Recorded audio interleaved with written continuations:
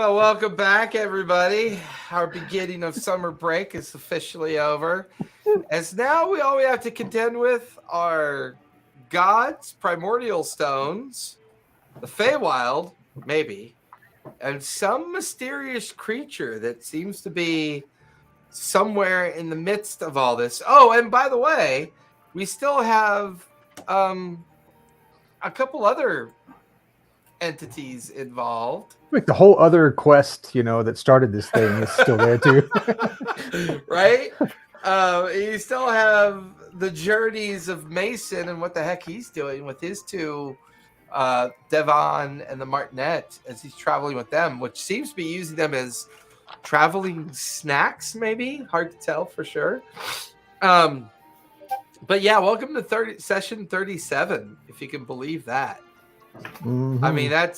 I mean, counting holidays and breaks, I'm pretty sure we've been together for a year now. I'm almost positive. Pretty crazy, pretty nutty. And Amani's first time playing, which has been really fun to watch her have this incredible time.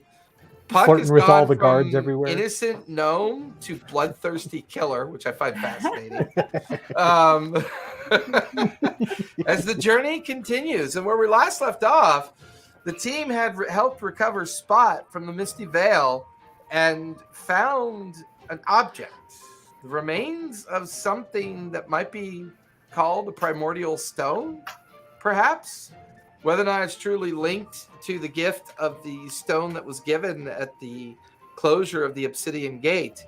While in this area, both Spot, Xanith, I believe, had strange encounters. Earthen, a brevity of memory. Things were looking kind of strange at that point. However, the team managed to find their way towards the bluffs overlooking the mining community. And down in the community here, they seem to have finally reached the location where the mines are. And it would seem an entire community has grown up around the copper keepers and copper makers, or copper takers and copper makers, as they continue to mine this area, and they've built a walled community. It seems to be burgeoning with people that live within the community as well.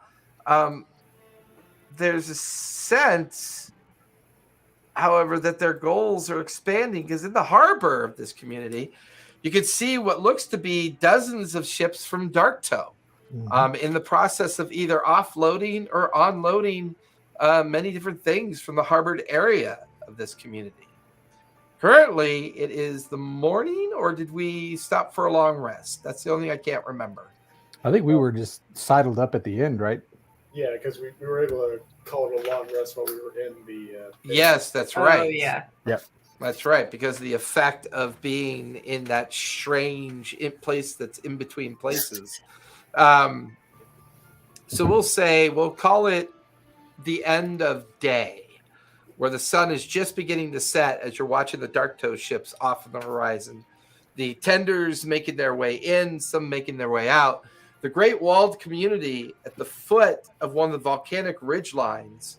And in the middle of the community, you can see the great mining pit with wooden cranes and other operational constructs kind of around the pit itself, where great platforms are going down, some are coming up, and you can see hundreds of workers in the area, as well as a community of people coming and going through the main gates of this place. You guys are up on a 100-foot tall bluff looking down to the beachside area, and you're maybe a quarter mile away from the outskirts of the community itself. The sun is just beginning to go down, and I believe we are on the end of day 3. Believe it or not, it's only been about 3 days' journey since you left the Sawtooth clan. Mm-hmm. What would you guys like to do? Scry. I think we should scry on some people. Yeah, I had taken a note. Oh, we wanted to scry on Mannheim, right? Yeah. All right. I can settle up and I'm I'll gonna scry on toss Mannheim. some inspiration your way. I'll play like some sweet music while you're Oh, sweet. scrying, some meditative music, just in case. Just in case. Always good to have in your back pocket. That's an extra D10 that you can for ability check, attack roll, saving throw. Okay, awesome. And to clarify a point, that staff that I got, and you said it had a +2, like my spell attack. Does it also add to my spell save, or is it just spell attack? Just spell attack. Okay, all right. So that won't help. Well, your spell attack should automatically adjust your spell save, doesn't it? Well, yes. All the mods here are like spell attack / save, but pretty much everything I have is spell save, not spell attack. So if it's attack, I might give the staff to someone else. But wanted to check for this purpose. Yeah, that makes sense.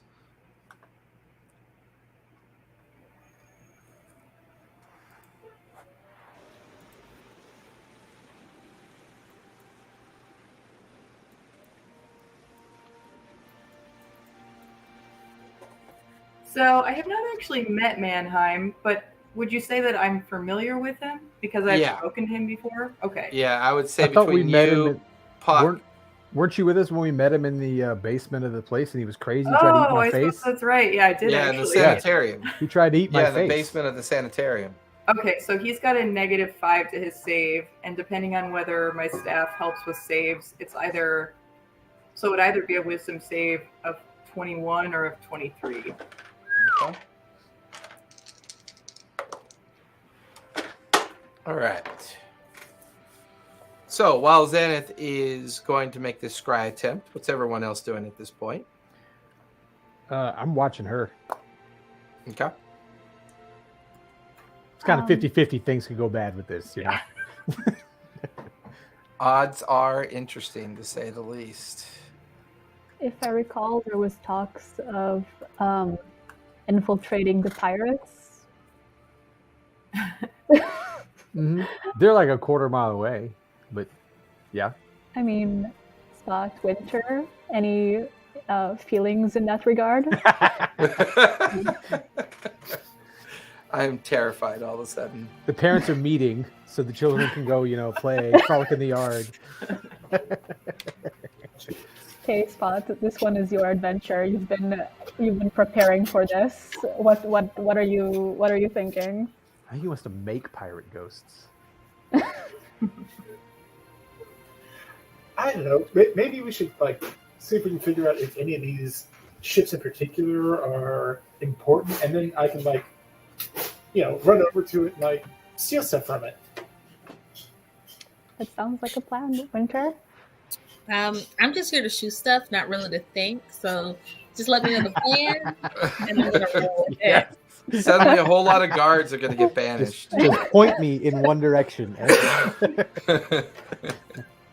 So you guys with were that in both mind, on the Spot, other. Was give it me a Spot and Tally, perception or check Spot and with Puck were both advantage. on the boats we had before, right? Say that You again. guys, Spot and Puck were on the boats we went on before. I think we all went on all the crashed boats. You talking about the river boats? No. When we were sailing here, we two different shipwrecks, right? And I think you guys both, at least Spot, I think you were on both of them. But it could where you recovered all the book and residuum, the residuum and all that stuff. Yeah. Okay. So that could be some maybe we find out if there's any relationship when you guys are there. That sounds like a good plan. Or if anything looks familiar. So being up on the bluffs, Spot, as you and Winter and Puck start planning out an egress down into the bay area. It's not quite an official harbor. It's almost like there's a soft beach coastline where all the tenders can kind of come in and land and get staked into the ground. And people either offload them or are loading containers on them before they get shoved off into the water and they start rowing back towards the anchored vessels out in like the deepest part of the bay. Once again, this whole area feels very kind of ramshackle and ad hoc. Like maybe they started mining here, and then they had to build homes for the people that are mining, and then they had to, build an infrastructure. But it all feels like it kind of like an onion in reverse. Gradually things built out and outward. So the community, like all the buildings and structures near the middle, look older than the structures and buildings further out. The wall itself is almost like a hodgepodge of stone, coral, and the remaining debris of ships that have been dismantled over the course of time. It just seems like lately, looking at all this, that maybe there's been an increase in overall activity. So being on the bluff and looking for a specific target spot, give me a perception check with advantage. Perception with advantage.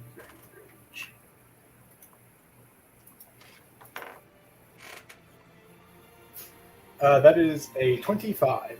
Okay. Ooh. The cliff that you're on, looking down, you can see a series of tenders that look like they've been staked to the ground and in place for more than a day or so. So you get the feeling that those 4 tenders that you're looking at don't look like they've been used for a while. You see the oars, and you can see that they have equipment in them, but not like they've been loaded up with anything or utilized. You also notice on the horizon, about maybe 1,000 feet out into the water, there's one particular ship that looks larger than most. And I'd say with that 25, it has the feel of a flagship. This particular ship, the flag looks familiar to you in the sense of a particular ruined ship that you saw on an island where the Raptors tried to get you guys. So I'm going to talk to Puck and Winter and kind of let them know what I see. Hey, we got some tenders down here that I think we can sneak out on, and there's a big old ship out there that looks really important. You guys remember where we beat up those dinosaurs on that island? It reminds me of that. Oh. Well, they had pretty good stuff. Yeah. Oh, I'm in. Of course, they had pretty good stuff. They had like 50K in residuum, I think, right? Yeah, not too bad. Do we want to have? Maybe I am having a little too much fun with the concept of potentially pirate stuff, but do we want to have fake pirate names? Just in Winter's case. eyes got really big on that one. Just in case we get caught, so we need a backstory. I'd also say you recognize the banner as the Thunder Shroud. Okay. Was that I recognize it, or Yeah, okay. You would recognize it because there was the tattered remains of the Thunder Shroud flag that was on the vessel that had the book and the residuum and correspondence between the copper makers and the copper takers. As I think these are parts are part of like the Thunder Shroud or something like that. Something like that. Okay, I have to do that. Puck, give me a survival check as you begin to glance around the edge of the bluff to see if you can see any trails leading down towards the seacoast. Ooh, that's rough. It's a nat 1, so that's a 6. This is when I kind of wish you were a halfling or you had lucky. With the sun dipping down, it's kind of hard to tell. The bluff seems like it's like eroding across the entire edge of the bluff. You could see multiple trails that look like they go down towards the seashore. Wait, I just realized. Sorry, I have advantage on coastlines, on seashore, like on there you ocean. Go. Roll again. See if you pick up on something that's trying to eat you. Okay, thank God it's 18. Aww. Yeah. The way these bluffs are eroding, they're pretty dangerous. But you see at least 2 trails that look feasible. Take you and the others about 20 to 30 minutes to get all the way down to the bottom following them. But they look to be about the safest out of all the potential trails that you can see. Okay, that sounds like the best plan we have. Do we want to try? How do we want to sneak in there?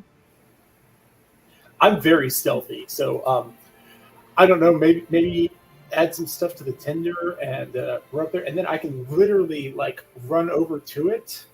You know. Okay, but how about the ones that are not like really stealthy tabaxis? Actually, I can probably hitch a ride, and I think Winter can use Misty Steps. Maybe we'll be fine. Okay, off we go. Okay, but I do want us to have pirate names, just to be safe. And Earthen, you and Xanath could hear them having this conversation just as they kind of like go over the edge of the bluff to start heading downwards. You can hear like Winter say, "Oh, just point me in any direction. It'll be fine." And Puck's like, "No, we need to have pirate names just in case." And then you can hear Spot like, "Well, I'm the Jade Kitty," and they just they're like conversation just kind of disappears from your ears as they can hear them heading down towards the coastal region. You think they're going to come back, right? They're definitely coming back, right? They're taking it real lightly, and I'm gonna have just popped up the dome before you guys left, so in case you need to run back, you can run into the dome. Winter Augusta Waters, I love it. Oh, it's better. What about Augusta Wind? I see what you did there, Earthen. Yeah. I know Puck's trying to think of a pirate name right now. Really hard. So as the 3 of them kind of drift down the edge of the bluff, making their way towards the shoreline and eventually try to make their way over to the tenders that are anchored on the coast nearest the flagship that they kind of focus their target on.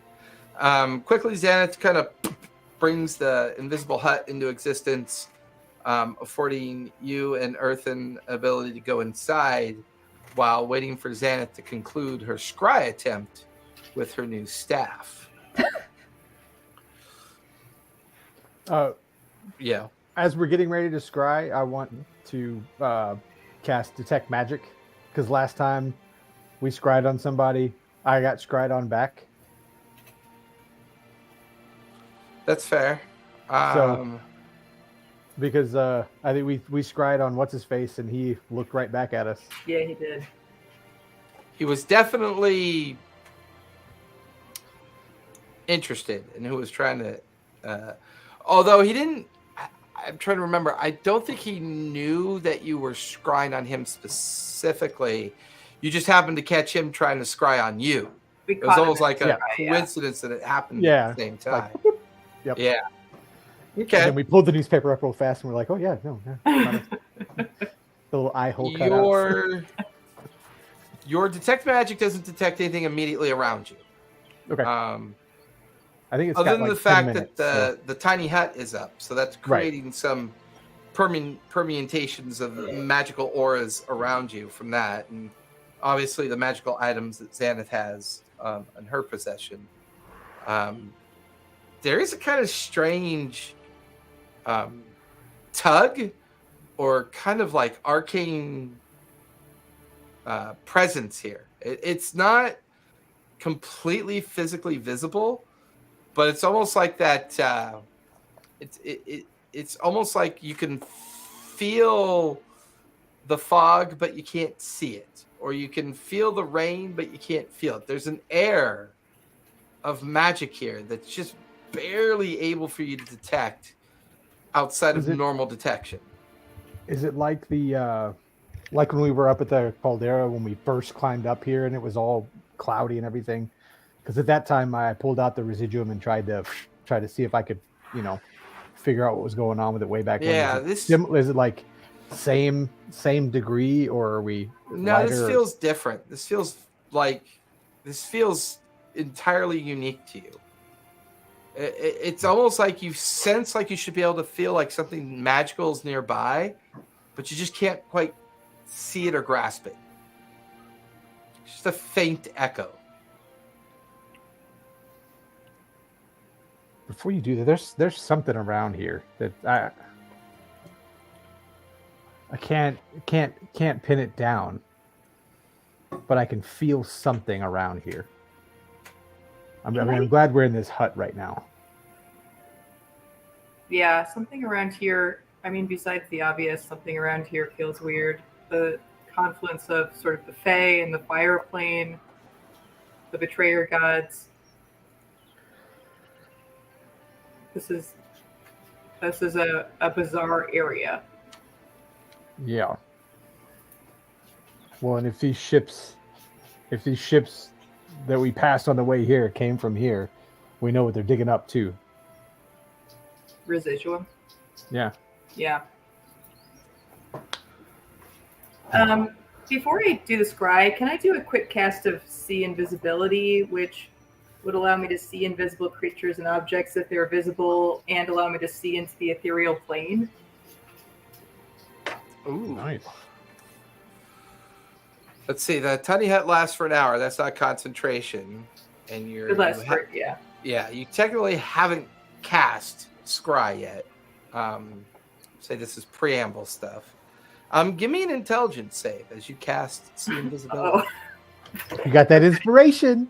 Oh, that's right. Don't forget. Okay, good, because I am not that smart. We're getting into the sky. Oh, all right. Well, okay, I rolled a 10. I get a +1, so that's 11. What do I roll for inspiration? A D10. A D10? Yeah. Okay. And that's Oh, you're not gonna for scry a on me. 13. Okay. As you take the moment to peek into the ethereal plane, in hopes of either noticing anything invisible nearby. Have you done this before? I've never done this before. It's strange. It's like pushing through a membrane of energy. Like your vision leaves your mind's eye and steps through a membrane of energy. This energy that connects everything that utilizes the ethereal plane. Creatures that use magic invisibility or exist in between invisible spaces or pockets of unknown places to hide. And just for the briefest of moments as you pass through, you get the sense that both off in the distance and somewhat nearby, random objects floating in rotation. And then you could have sworn you saw disembodied hands reaching in towards these random objects and then pulling them out. But it's too quick and too fast for you to understand what you see as you pass through the membrane of magic. And your vision is now pulsing outwards. All of the physical plane of your vision fall away. And now you're just kind of in like a soup of energy that your mind's eye is floating through. And it's almost like you're tethered to yourself and you're just able to peek into this place, this strange thing they call the ethereal plane. And you can see not all that dissimilar from the tendrils of connections that you saw to the primordial stone. But they have a different feel about them. They have a more kind of permeable feel about them. Princess. Oh my god, are they talking? There's almost like a permeable feel about, like when you were encountered with the primordial stone, there were tethers of strands of conduits that were traveling through different places and regions that you felt were planes of existence.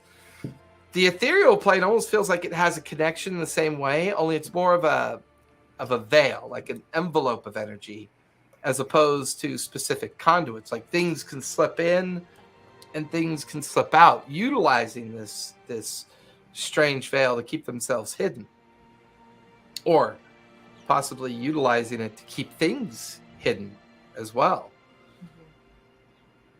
But your eyes move about, your vision, you can feel the tether go taut as you're unable to kind of move any deeper into this space.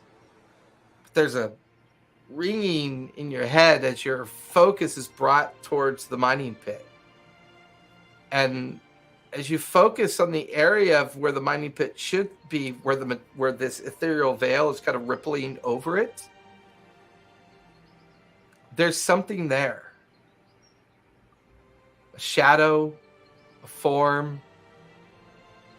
It's hard to tell for sure, but there's something either lurking at its edge or projecting its psychic energy up towards the edge. And you watch that energy pulse for a moment as a kind of conical wave of energy warps out from it, kind of ripples up against you as you take 4 points of psychic damage from the effect. Ooh, nice. And then you just watch the shadowy form as it reels back in pain and is forced back down into the mining pit. And then as the shadow goes down into the pit, there's a small aura of magic kind of beaconing from the center of the pit. And then you feel the tendril of energy pull taut on you as you get pulled out of the ethereal plane and back inside of the tiny hut. That was weird. Yeah, you don't look okay. What happened? I tried to see invisibility to look at the ethereal plane, which is bizarre, by the way. I saw something in the pit. It was like a shadow, and it was pulsing, and it felt like it was trying to escape, and then it was pulled back down. And then there was like a beacon of energy in the center of the pit. I can't tell if it's like something at the edge or inside, just reaching up to the edge, but there's something in there that feels like it's maybe being used. It kind of hurt. It kind of stunned me a little bit. Didn't somebody said something about there being a god or something down there they were trying to harness? Maybe it's that dragon creature again. And the primordials also talked about something being sealed below, being used that didn't want to be used. Yeah. Huh. Spot, Winter, and Puck, go ahead and give me stealth checks. So the three of you are making your way towards the coastline, the seashore. So this is incredibly embarrassing. I have a +9 to stealth, and I roll with advantage, and I only got like a 12. I think it was a 13, but yeah. It is a cat on the water. Puck, what'd you get? 27. Good Lord. Just a measly 27. Winter, what'd you get? A 12. A 12? So, Puck, this is what you see go on in front of you. As Calico Jade, Kitty of Fortune, and Augusta Winds are walking ahead of you. They're focused on one of the tenders, and they're following a pathway away from the bluffs because you safely lead them down, but you take a moment to kind of like look around and get into the shadows as the last of the daylight spills away. And the stars and the moons are starting to come out. Rudius is unusually pink. Katha is unusually pale. And it creates an unusual amount of shadows and darkness for you to kind of slip into the edges of some of the rocks You watch as Calico and Augusta step out of the beach line and on to the water, and they're approaching one of the tenders. Puck, give me perception with advantage.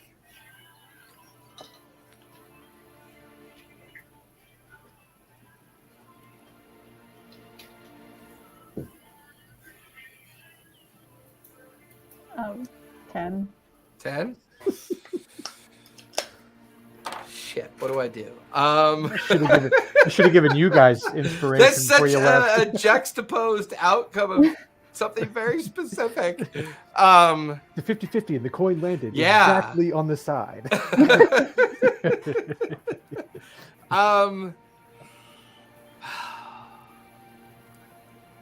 Spot, you and Winter hear a voice coming from across the other tenders.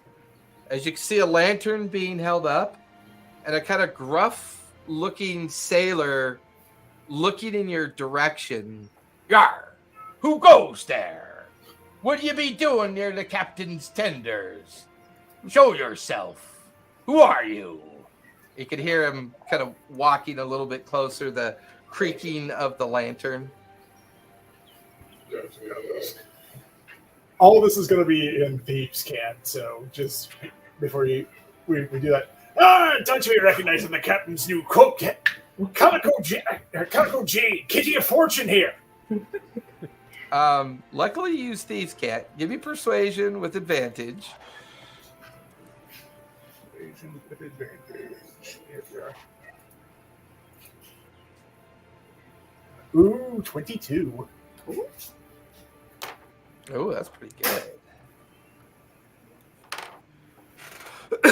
The sailor stops short, kind of like 15 feet away, holds up.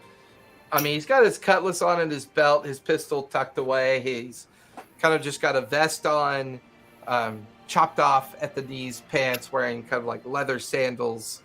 The weather's surprisingly decent, so he's not wearing anything to keep himself warm or anything. He's got kind of like very much like suntan skin with tattoos on his chest.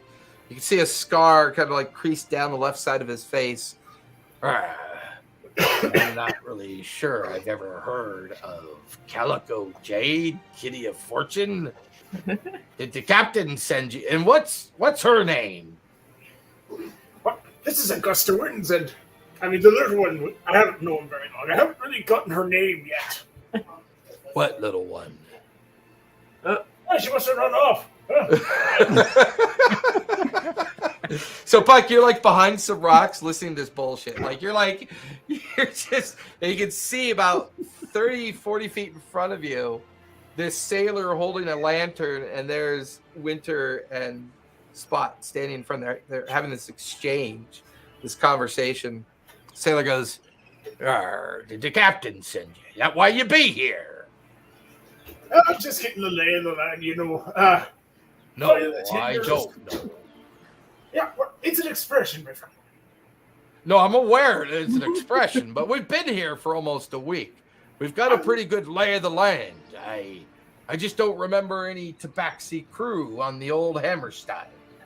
Who said I was... Look, man, you know how the food sucks. Like, the food on board is atrocious, you know? I have a reputation... Yeah, you got a good point there. Yeah. I have a reputation for some other crews.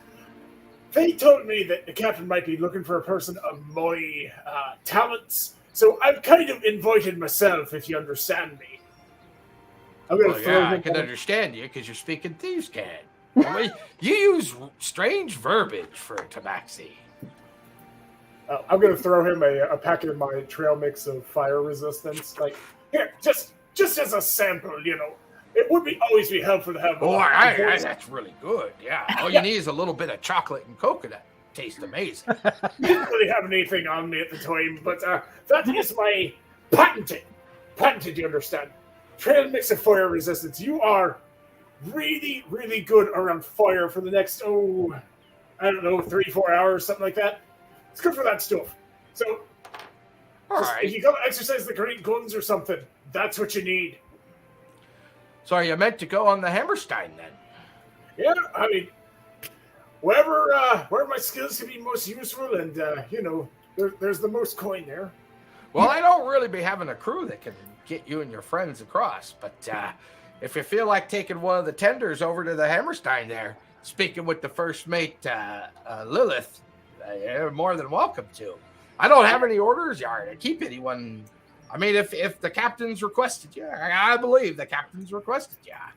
All right, I appreciate this, but like, keep this mum a little bit. Like, I don't expect the other crews are going to be super thrilled to find out that, well, a kitty of my talents didn't offer to anything else. Give me a deception check. You're digging a very well persuaded hole into a very suspicious sailor. Ooh, ouch. That's a 9. A 9? He holds the lantern as you're trying to explain why he needs to keep it mum. I don't think I understand. If you're under permission to go to the Hammerstein, why would I keep it mum? He kind of rests his hand on his cutlass, staring at you with a kind of look of incredulity. I might have come from another ship a while back without explicit permission, you understand? I don't need that getting back to that commander.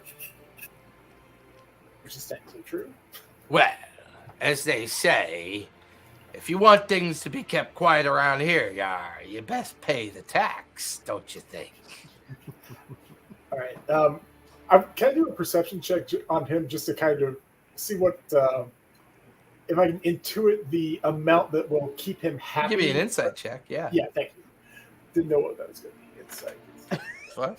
I'm enjoying this. This is the first time that your kitty bullshit is actually going to work, so it's been pretty cool. It's an 8 because I have +7. I'm rolling like shit. Hey, it's hard to tell if this sailor's guarding the tenders for the flagship. It's probably going to be expensive, but you're not really sure how much. Yeah. And Puck, you're hearing this whole conversation from the shadows. All right.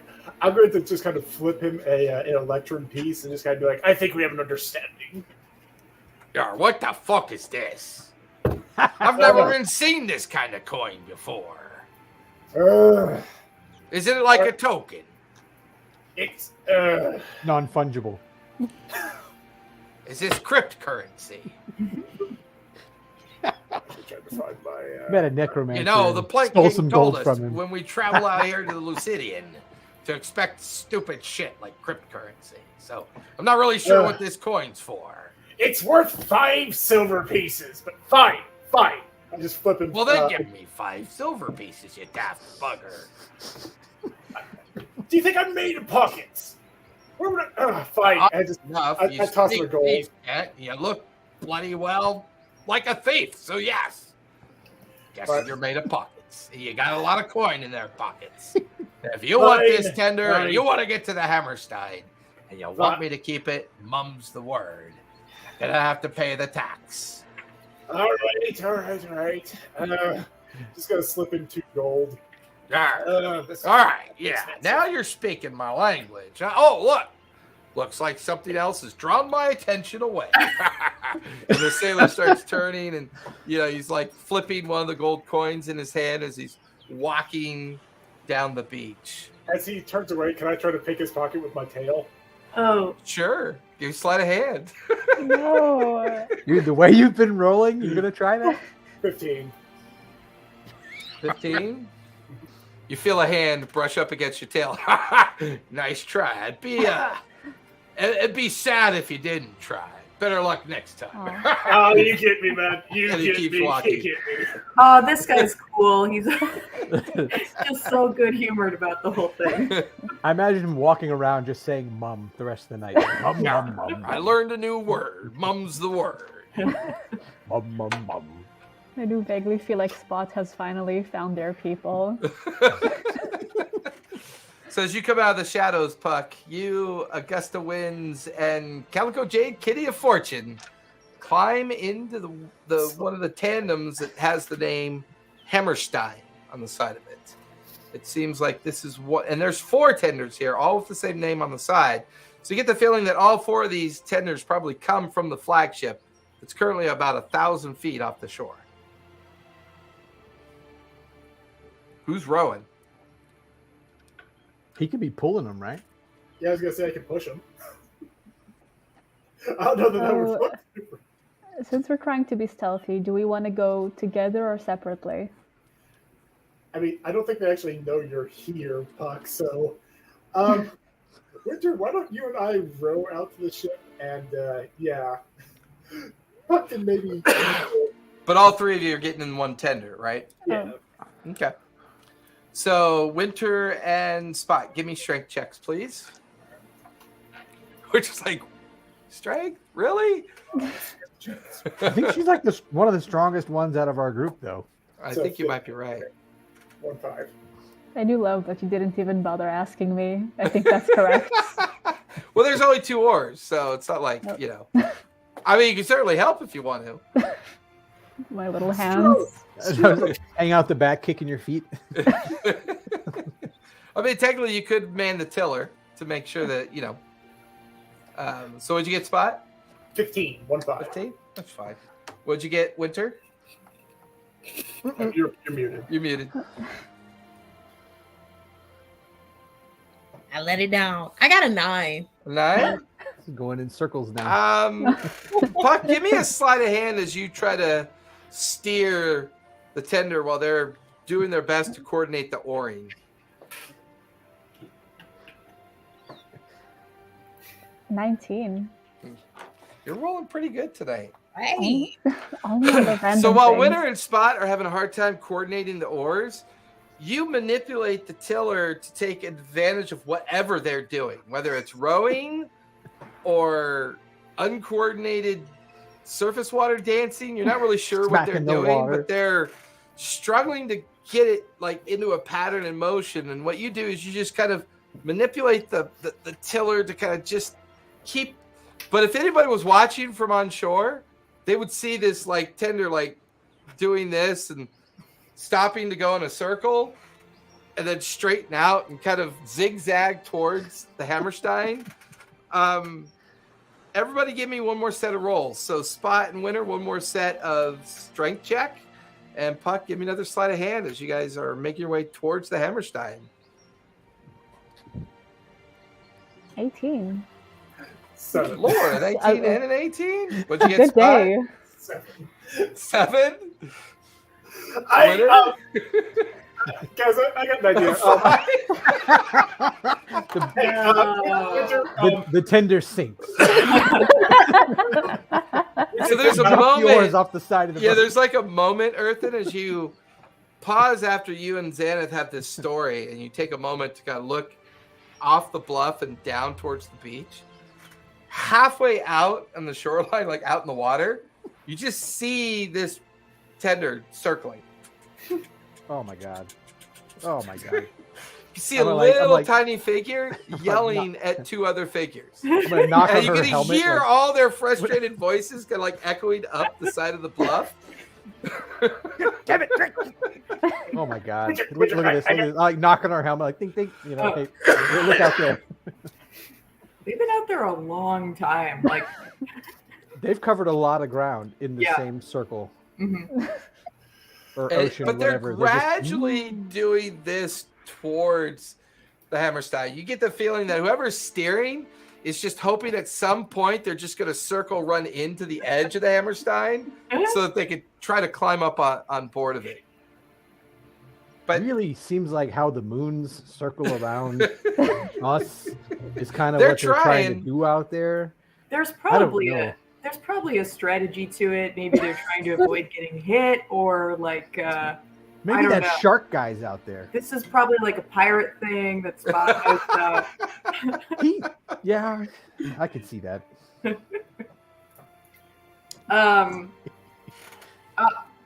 If it's time for it, I will cast Scry on Mannheim. okay.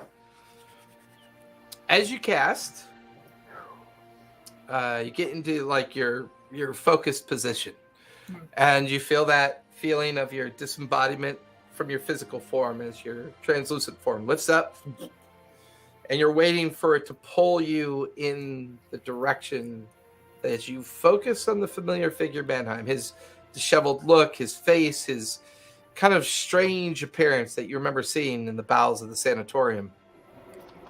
And you're pulled in the direction of the community down below. And as you're pulled down towards it, you pass by a series of signposts in front of the community. It seems that they call this place Thane's Reach. And as you pass the posted signs towards the double-gated entrance of the kind of like hodgepodge walled area around, you pass over the wall. And you're inside the internal workings of the community.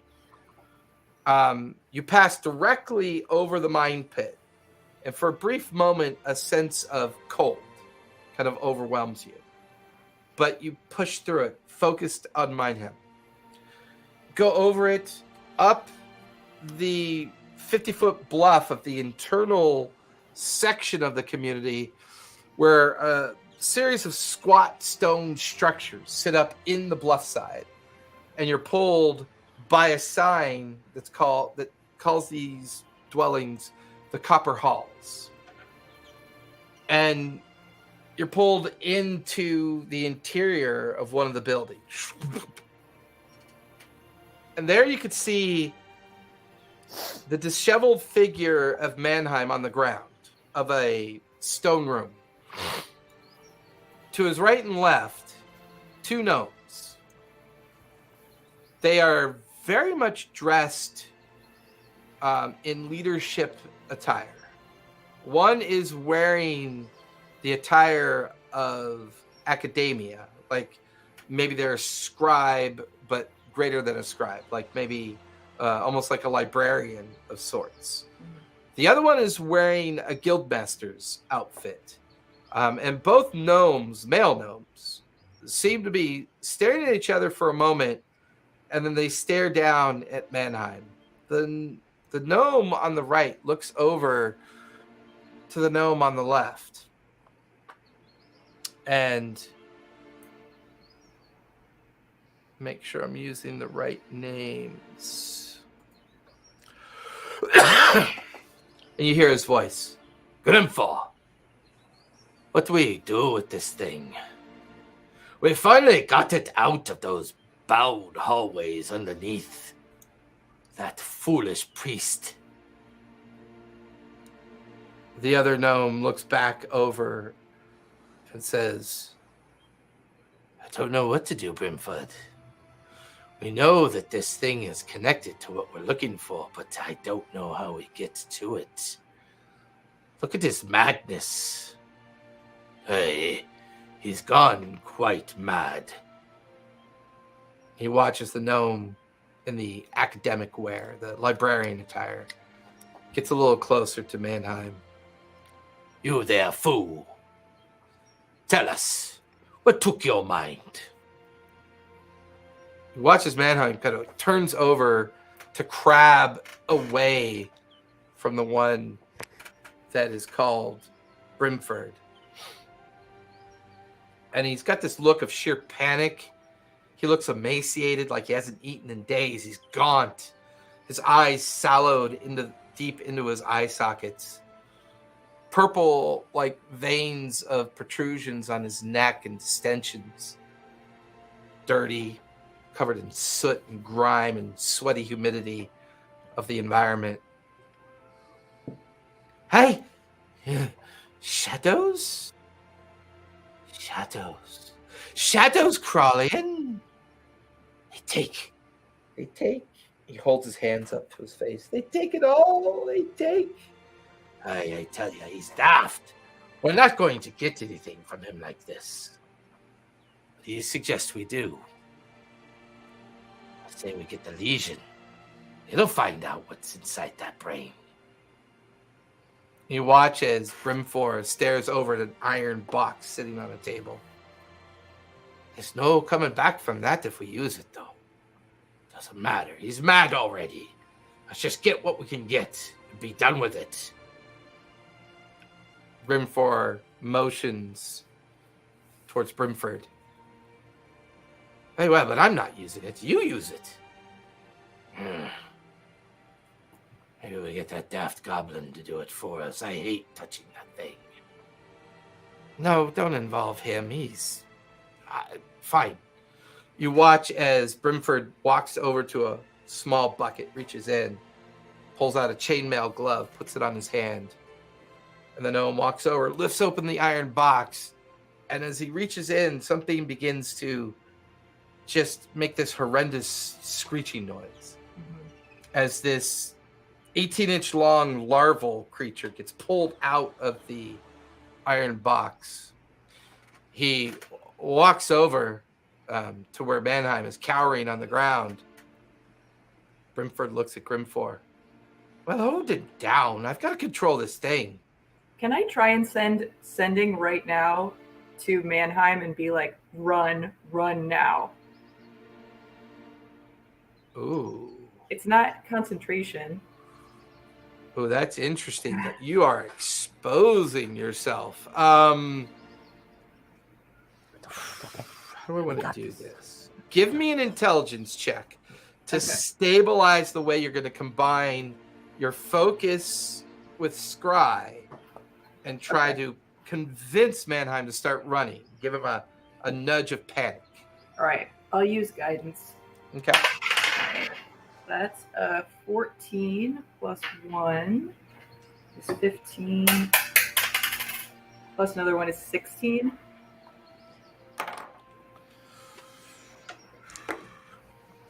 I just rolled a natural 1 for his insight. Oh, no. You watch as he starts rolling on the ground, screaming that the voices are in his head, yelling at him. The shadows are trying to take his mind, and he starts inadvertently scrambling away from both Brimford and Grimfor. But then your scrying picks up on a shadow that comes out of the background as this metal construct steps away from the wall, and you can hear the creaking metal of an iron golem just extend out and grab Mannheim by the scruff and then hold him out in front of Brimfor. And you hear Brimfor look up at the steel golem, the iron golem. Thank you very much. Now hold him steady. And you watch as Brimfor holds the strange larval-like creature, jams a short sword into the belly of Mannheim, slits it open, jams the larval creature into its belly. You watch as it begins to crawl up into his chest, and as it gets to its throat, it expands out. And you can see tendrils of weird fibers jet out and begin to probe and sink into the skull of Mannheim. This is always the weird part. I don't like watching it, but it works. Of course it works. It took us a while to find the damn thing, and it works. Just get ready to ask the questions. And as the iron golem holds the thrashing Mannheim finally goes limp. You hear this disembodied voice. Ask your questions before I feast on its brain. Brimford looks over at Brimford looks over at Grimfor, and they both exchange glances.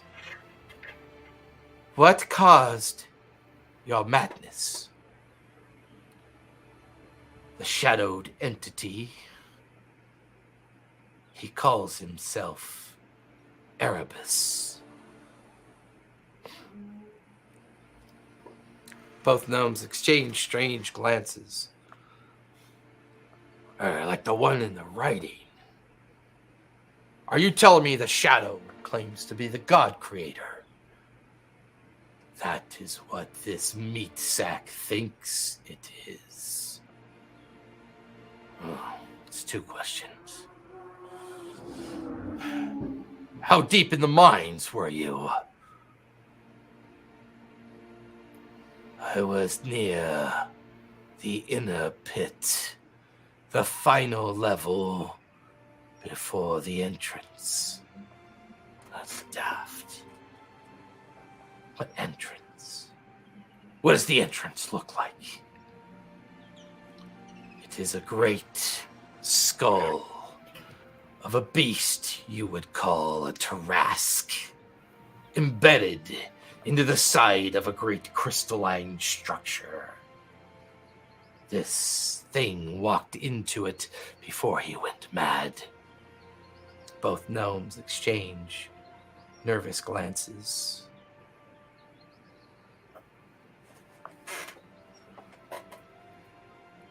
Does the Guardian know about you? You feel your scry just suddenly just stop, and you're pulled out of your scry effect.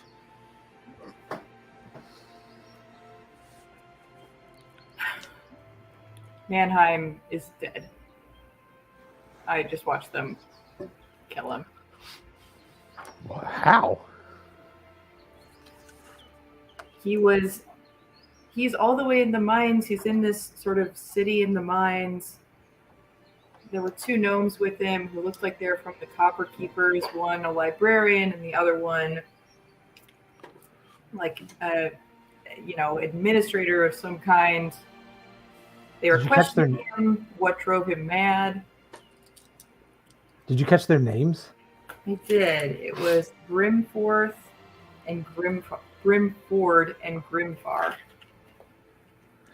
I'm gonna pull out the book that I had out of the sack and flip it open and see, because we had was it the sack or the note? One of those things had the name, looked like Grimmer on it, and I'm like, if I go back over shortened version, yeah, right, like a nickname, yeah. So I'm just, would I be able to insight? Considering all the information you've collected, you can give me a history check. Okay.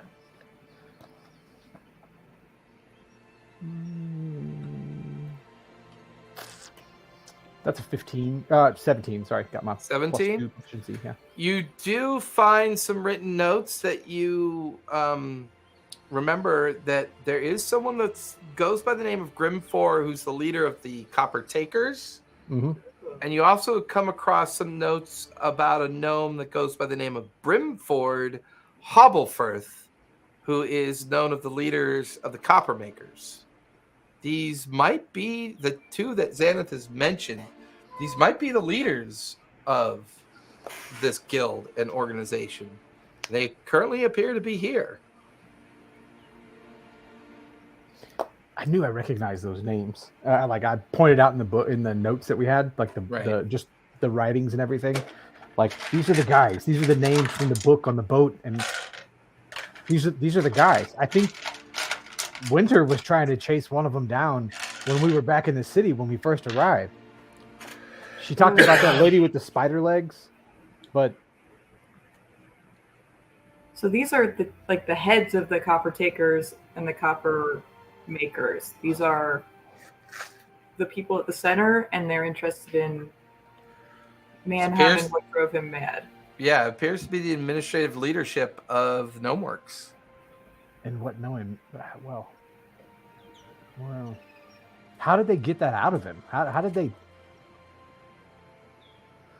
And you probably heard me shouting like "run, run, run" when I was sending the message. Yeah. They pulled out they had an iron box. They called it the Legion. They pulled out like a bug, and I tried to warn him, and he didn't understand because he was mad. And they had a big metal construct that held him. They split him open, and they put the bug inside him, and then they asked questions. And I'll recount what they asked and what he responded. Yeah, and the only thing you didn't get a response for is when they asked him if the Guardian knew. The Guardian. Yeah. Huh. Back on the city, they had talked about the Tarask under the. I mean, you remember that? I guess it's not alive anymore. Yeah. I wonder if they're asking because they want it it seems less like, I don't know if they want something or they just want to know what the dangers are as they're digging for residuum. They seemed. But what was that last question? The Guardian? Does the Guardian know?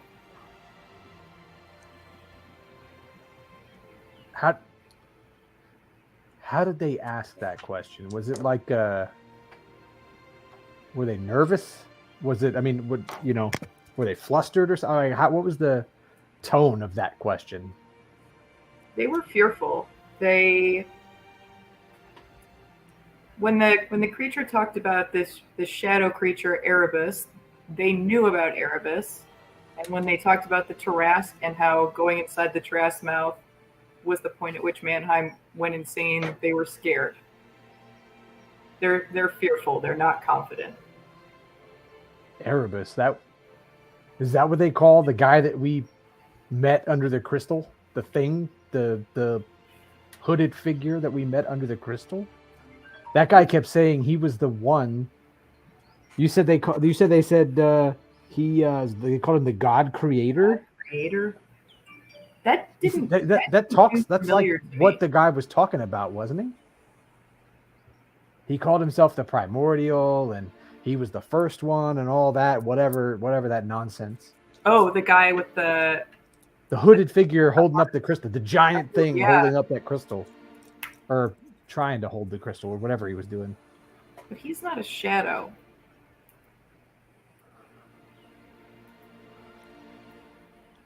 Well, you didn't like him. I thought he was scary for sure. Maybe the Primordial is the Guardian.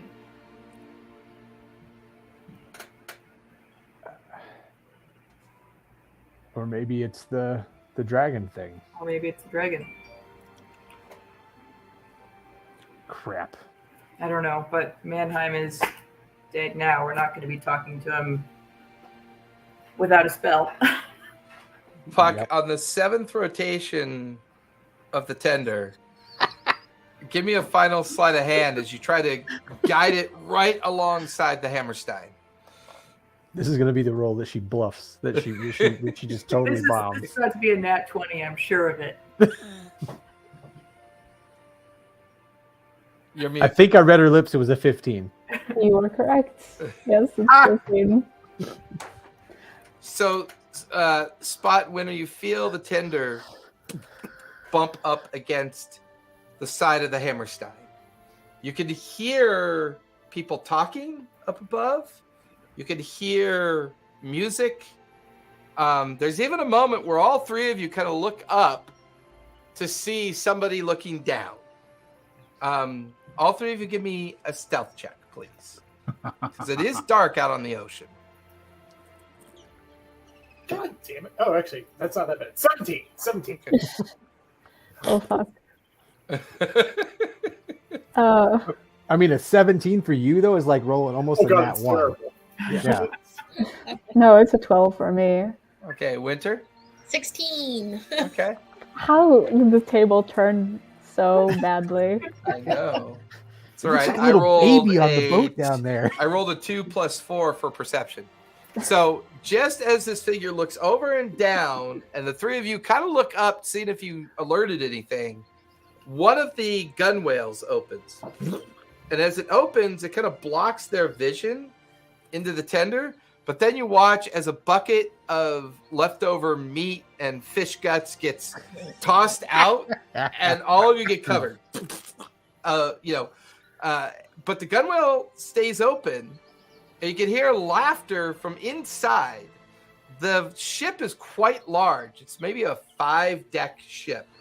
And there's 3 rows of gunwales, 10 gunwales per row. So this is a 30, 60 cannon flagship that you're currently looking at. It's huge. You look down the right, the left, and about 20 feet above you is the first row of gunwales that would allow you to get inside if you want to. Currently, some are open, some are closed. Sounds like there's a lot of activity in the upper decks. For the most part, with your passive perception, the lower decks of the gunwales look or sound absent of noise. Can I do a investigation or perception to just see if I can find any point on the hull that looks like the tender would be kind of shielded from sight? Actually, it's pretty obvious for the three of you. You're like, with the way the hull kind of goes into the keel and looking left and right, if you were to shimmy the tender further up by about 40 feet, it would be just under the bow or the stern of the ship. Sorry, just under the stern, which means anyone looking down probably won't be able to see it. Okay. I'm going to kind of motion Puck and Winter, and I'm going to actually get out of the boat to physically push it, since I can do that with a lot more control than we can row. Because you can walk on water, right? Because I can walk on water. Yeah. It's always strange to see a monk do that. I don't, even in a fantasy land. Especially a cat. Give me a strength check, Spot, as you begin to push on the tender to move it more towards the stern. Just a 10. 10? It's not very difficult. It takes a little while. Resistance on water versus walking on water is one of those strange fantasy physics. Can one actually slip? No, but it's kind of hard to get force and leverage at the same time. So it takes you a little while, but eventually you shift the tender just under the stern of the boat, and it's now completely out of view from anybody up on the main deck. You also then hear further down another gunwale open up and another bucket of refuse like thrown out into the water. And that's when all three of you see shark fins kind of circling near the edge where the refuse is. And they kind of, the water kind of boils up a bit, and then fins kind of kick and they kind of disappear into the inky water. Oh. All right. Let's try not to fall then. Was I able to kind of maneuver the boat close enough that it is pretty much up to sight from what I can see? Yeah, from what you can tell, sure. Okay. Is there anywhere where I can lash it so it doesn't go anywhere while we're doing this? Give me a perception check as you glance at the edge of the stern to see if there's anything you can tie it off to. 28. 18. Yeah, there's some metal rungs. It looks like maybe might be where they hang scaffolding for when they do work on the hull of the ship. And you're able to tie off the tender to it and keep it lashed up against the stern. All right. Just kind of turn it up. Okay, so how do we want to do this? Because I'm pretty sure that Puck and I could just get up there and sneak in some form or fashion. But what's the plan? Okay. Winter, would you rather we all went together or separately? What do you think would be better? Basically, I hate to Scooby-Doo this, but we will cover more ground and probably be less suspicious. But there is, some issues if we do get caught. Oh, this sounds like thinking.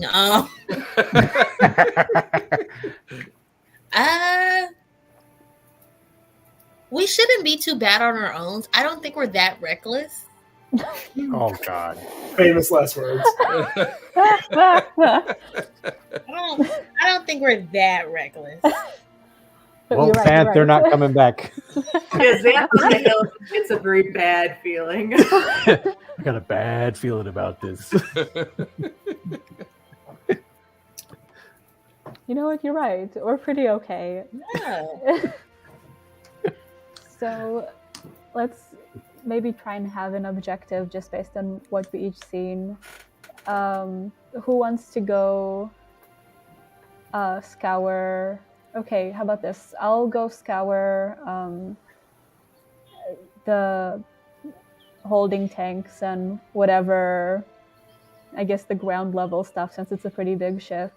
Who wants to go upwards toward the captain's room? And then Nice. We're gonna die. Winter, do you wanna? Is there like a specific place you want to try and explore? You can, if you want, come with me. And actually, probably I could use somebody a little bit stronger than me in case we find something big in the downward levels.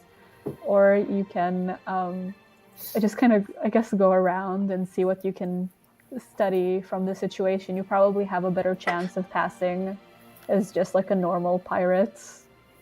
I guess I'll go with you because I just came to be reckless a little bit. I can't lie. Okay, then I will keep you in check since I am very responsible. Do you have Puck or do you have Punch and Lunch with you? No, I left them with I left Punch with you, and I think I have Lunch with me since it's just a coin. Yeah, it's currently a coin. But I think Lunch is just chilling. Punch is curled up in the corner of the tiny hut, just kind of paws up in the air, kind of like twitching. You look over like you have no idea what's about to go down, do you, buddy? I like when I'm stressed out, I just go and rub his belly. It's very calming. And it's just very loud purr that radiates throughout the tiny hut. Oh. There's a moment when Punch kind of lifts its huge furry head. Its ears go flat for a moment. Like it could hear something off in the distance. And then just like a cat, calmly, its ears go back to normal and it lies back down and slips back into its nap. I put my hand on his head. Yeah, that's the sound of a bad idea.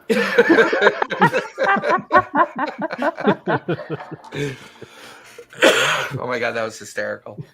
So with that, Spot, you're heading up towards the tallest point of the stern where the captain's quarters would be.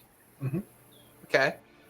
Winter and Puck, you're heading towards the cargo hold for starters? Yeah. Okay. So both Winter and Puck give me... Yeah, actually, go ahead. Can I do pass without a trace in this situation? Absolutely, if you want to. You're concentrating on it. Lasts up to an hour, I believe, or 30 minutes. Yeah. Yes, and would it... hour. I don't know if I'm close enough to Spot to like make it work for that long.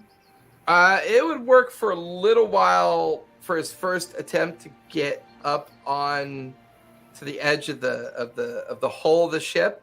But once he's more than 30 feet away from you, he wouldn't gain the benefit anymore. Okay, that makes sense. So he can at least use it for his starting point. Okay, so I'm casting it now. Pass without a trace. Okay.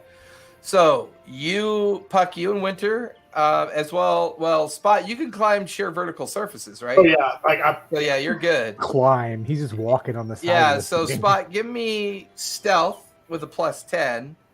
Winter and Puck start off by giving me acrobatics or athletics for starters. Hey, Winter, Puck, not to medicate too much. Do you guys want me to like use some darts and kind of make handholds for you on this? Because yes, please, because I got a 9. Okay. 5 What'd you get, Winter? at 25. Nice, so you're good. Can I get a piggyback ride from Winter? Strength save. You can't have advantage, Puck, because we'll say that Spot goes up ahead of both you and Winter and puts these darts right below the cargo hold gunwale, like the very first ones that you could get to. He even props one of them open. He looks inside. It's pretty dark. Nothing that you can see immediately, Spot. This is going to be the deck that's right above the cargo hold. Whereas, the next 4 decks up would take you all the way up to the main deck. So the lower hold of the ship is right below this first tier of the gunwale. And Spot did a pretty good job of setting you guys up to get to it, while he is just he's climbing up towards the captain's quarters windows on the rear of the ship, the stern, and he's doing it with no effort whatsoever. But Spot, for that first 30 feet of distance up towards it, you do get a +10 on your stealth check. Yeah, it's a 30. Okay. Good to know. Winter and Puck, what'd you get for your second roll, Puck? I got a 19. Okay. So you and Winter managed to hoist yourself up using the darts. And the two of you are now like right below where the gunwale's propped open in this like 3 foot wide, 2 foot tall entryway. And you can see the cannon sitting there, but it's very dark inside. And there's definitely a strange kind of rotting smell. Ooh. Can we do perception to see if we can kind of get a sense of which direction the holding cell might be? Yeah, give me a perception check.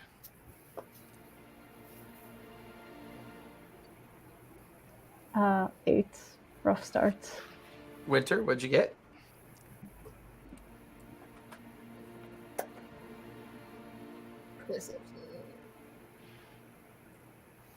I got an 11. 11. I mean, as the two of you poke your heads in and in the dark, sit you at the stern of the ship, looking towards the midsection of the ship. You can see what looks like a series of stairs that goes down into the main hold and then goes up towards the next deck.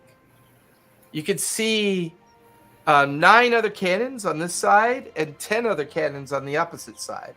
You can see kegs of powder and shot and cannonballs. You can see rope and wadding and all the material that would be needed to operate this level of the gunner's deck. But you don't see any people. But to the direction of where you can see the stairs, the two of you can now hear mutterings and footsteps as somebody is coming out of the lower hold and up into the midsection of the gunner's deck that you're looking into. They don't seem to pay you any mind. They walk over to a different gunwale, and you realize it's a orcish-looking individual. And he props open a different gunwale, and he's carrying 2 buckets. And he just throws them out. Sharks be liking that nasty. Well, that's enough for tonight. I'll do some more in the morning. And he watches the orc kind of walks over the stairs and starts climbing up the stairs towards the main deck as he leaves the 2 buckets at the foot of the stairs of the deck that he just kind of walked up from, the lower hold. Can I inspect the buckets just to see if it's leftovers or if there's maybe another reason they're doing this? Sure, they're about 60 feet away. Give me a stealth check as you pull yourself in and start creeping towards the buckets with Winter right behind you. So both you and Winter giving me fresh stealth checks with a +10 because you still have Pass Without a Trace up. 27. Is that a deck save? Stealth check with +10 because Puck has Pass Without a Trace up. Wait, so the past does that like make my +14, or is it just like I guess like It's a normal stealth roll. Then you add a +10 on top of it. oh nice. Okay, so a 34. Okay. What'd you get, Winter? I'm sorry, I'm rolling now. No worries. 26. I got a 16 with +10. Yay. Yeah, you guys are being pretty quiet. You're creeping through, and that's when you can see, like, along the right side where he's thrown stuff out the gunwale, you could see, like, bits of, like, viscera and meat that kind of slopped out of the buckets when he tossed them out. It's kind of like a mixture of, like, fish guts, other kind of animal offal, and stuff that didn't quite make it out the gunwale. As you get towards the edge of the stairs that go down into the lower hold, you can hear lots of laughter and music from up above. You get the feeling that whatever crew is still left on here is they're either not taking guarding seriously, they don't feel like they're under any kind of threat or of incursion, and it just sounds like they're drinking, gambling, and just kind of having a good time in the upper decks above you. Two of you at the edge of this, where the buckets are coated in like a bloody liquid, just like this kind of bloody, syrupy, congealed remains of stuff that's been eaten and just consumed, but it's got a real kind of rotten smell to it. And there's, being this close to the lower hole, there's a permeation of rot coming from down below as well. Oh.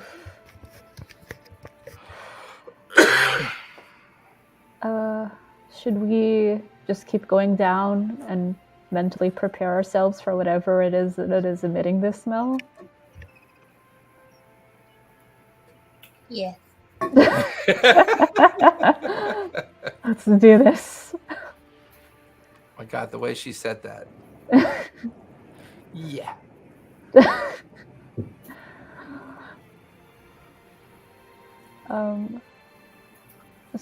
So we'll continue to go down, and hopefully Okay. it won't be too bad. As two of you kind of slip over the edge and into the stairwell. The stairs here are a bit moist, like they're kind of like from the humidity and the constant trekking of these buckets up and down. They're a little bit slippy, but the two of you maintain your footholds pretty well. You get a little bit deeper down into the hole, and as the two of you step off into the interior, it comes down about 10 feet. And you're in a hole that's filled with hundreds of barrels. They all have lids on them. They all seem to be leaking a strange kind of fluid. There's slick fluid on the ground. And there's like a flat nose shovel that maybe they were using to scoop things up and put it into the buckets, because there's stacks of buckets in some of the gaps in the spacing of the floor. But from the midsection looking right and left, the two of you just see rows and rows of barrels. And every now and then you hear a thud. Oh shit. Oof. Spot, you make it up to the top of the stern, and you're just under those flat glass panels that allows you to see or get into the captain's quarters that usually hangs out the back of a ship. Mhm. There's a dim light, but it sounds like all the noise is midships, up near the midships of the main deck or down below in the commons deck. You can hear people drinking, gambling, playing music, laughing. You can even hear the sounds of a small fight break out, as they're probably getting drunker and drunker by the hour. What do you want to do, Spot? Is there an obvious latch to the stern galley windows, or Give me an investigation check as you begin to examine the edges of the windows. that is an 18? 18. You could see like metal latches on the interior of each one of the window panes. Get a little lockpick in there. You might be able to slip them up. All right, I'm going to try to pick my way in, and if that doesn't work, I have a backup. Give me a sleight of hand check. Do you have a lockpick? Yeah, so I have a God, what is that? So you have advantage. Thieves' tools. Well, it's already Thieves' tools. Yeah, it's built into it. That's a 29. What'd you get? 29. Oof. Yeah.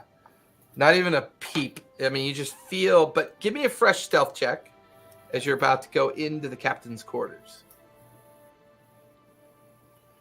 23. 23. All right. With that, let's go ahead and take our break, and we will be back here in 5 minutes for the second half.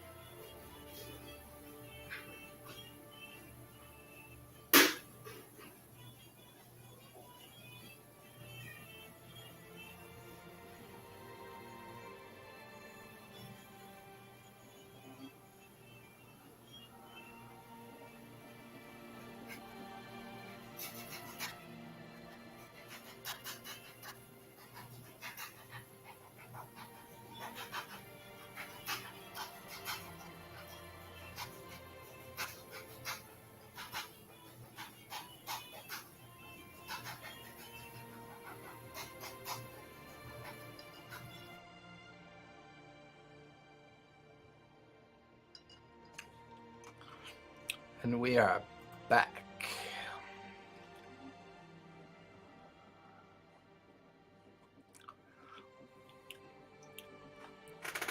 Waiting for everyone to come back from their break.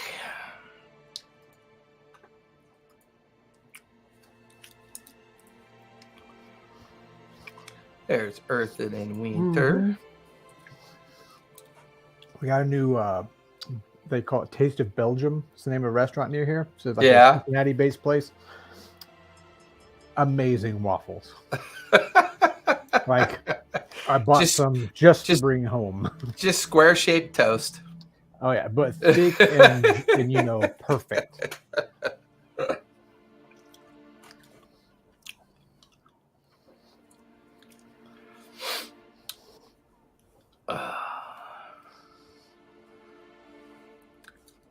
Puck and Winter always getting in trouble. Gotta do with you too. Salty McTiger Fist. Salty was a good name. Salty, I couldn't come up with something better than Salty. I love it. That's great. But I am not a short dwarf. I am a gnome that is perfectly normal sized. I am a perfectly normal sized gnome. Can't help it that I'm taller than a dwarf.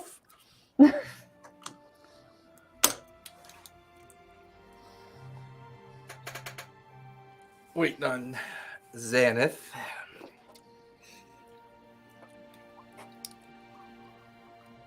Oh my god. Can't believe you guys split the party. That's so funny. I mean, when have we not split the party? I mean, unless it's a big fight. That's the only time we haven't split the party. Otherwise, split the party. It's also, I think, more dramatic if you're going to break into a pirate captain's lair. I think. Well, yeah, you guys further split the. You like extra bisected the party, right? It's by the end of it, we're all just gonna be in like 3 different stories. So, Spot, you managed to get the window pane, and you managed to swing the window open outward. Mm-hmm. The room appears to be empty. It's quite nice. It's a large room, being this is a particularly large flagship. You can see a desk, maybe 4 or 5 bookcases loaded with like strange curios and statues and collections, books and maps kind of strewn all about the place. Very large, oversized bed, 2 or 3 large chests open, spilling out with like clothes and bolts of fabric and other things. Paintings either leaning or hanging up on the wall. There's a main double door directly across from you that must lead out onto either the main deck or the helm's deck. You're not entirely sure. There's also another series of stairs that looks like it goes up towards the ceiling, and maybe that leads up towards the helm's deck above the captain's quarters. So it's a pretty large space. What do you want to do? First off, I want to kind of use my my thieving skills to make sure there's not any traps, basically, that I am, in fact, alone in this room. Give me an investigation check as you begin to double check the room. No That's not very good. mimics. It's just a 10. 10? Yeah. Being on the inside, it's hard to tell. Most traps are set to keep you from getting in. The fact that the windows weren't trapped tells you that this particular captain feels secure. The only thing is maybe the main doors are locked. Other than that, you don't really see anything of concern or worry that you can tell. All right. I'm going to head over to the desk and just kind of look at the papers and books and see if anything stands out. Okay. Go ahead and give me another investigation check as you begin to kind of just peek through drawers, books, parchments that are tied up on the top of the desk. All right. 15. 15. They mostly seem to be registers and ledgers of loading and unloading vast quantities of something called viscera vines. There's also entries for each of the different groups of the barrels that get onloaded or offloaded, and they're referred to as experiments. And the current ledger that you're looking at is experiment 10649ZK, and it seems to be shipped to the copper makers, or intended to be shipped to them within the last 3 or 4 days. So maybe this recent arrival might be this recent shipment. There are a ring of keys in another drawer. You find a small leather pouch of coin. Maybe you look into it real quick, and there's maybe 30 gold and 12 platinum in the small leather pouch. There's stacks and stacks of papers, notes, and entries for what feels like a lot of activity of either delivering or picking up cargo. All right.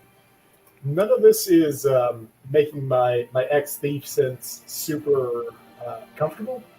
Like, Okay. I feel like the pouch there is kind of a lure. Like anybody that leaves out that much gold probably has something more to hide. Can I look at the desk and see if there might be any kind of like hidden compartments or something? Yeah, give me another investigation check as you start kind of feeling for false bottoms or looking for drawers that are like against something that might be thicker or thinner, as you start wondering if there might be something false here. Just a 12. 12? Nothing really pops out. Nothing comes out to mind. Mhm. Seems All like right. a pretty run-of-the-mill, ordinary desk. All right. You said there was bookcases. Any tomes on those that, again, would kind of pique my interest? The second bookcase to your left has 4 books that look very recently used, and they have some pretty bizarre names on the spines of the books. All right. Last thing, because I really should have touched it beforehand, is there like an oilskin pouch or just something that I can kind of shove things into that's reasonably waterproof? Looking around, give me a perception check as you scour the area around you. 18. There is a crew's cloak. So hanging on a peg, you could see a waterproof cloak that's hanging. You could probably fill that up with stuff, tie it off, and kind of carry it like a haversack if you had to. All right. Just start doing that. Just load up the most recent manifest and those 4 books. Okay. Pull the books, the manifests, start gathering all that up. Earthen and Xanath, the other half of your team, has been gone for the better part of an hour currently. You just got back from your scry, and the two of you are kind of lingering about the tiny hut. What would you like to do? It's now mid-evening. Sun's been down for a couple hours. The fact that you haven't heard any loud explosions or any warning bells is a little comforting at this point. It's a good sign. Maybe. I mean, I always feel like there's a yet on that thought, right? I mean, the cat who like sprung the electric door within the first day of meeting him, remember? This is true. This is, yeah, it might be going terribly. Well, we'll see. Yeah.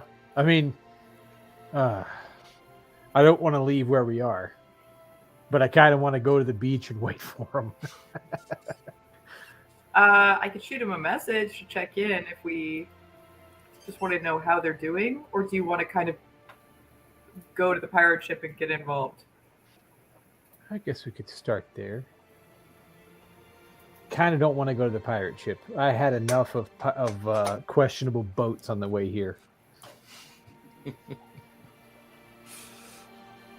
We know that Sawtooth is coming in about 2 or 3 days, and we wanted to 3 days, yeah.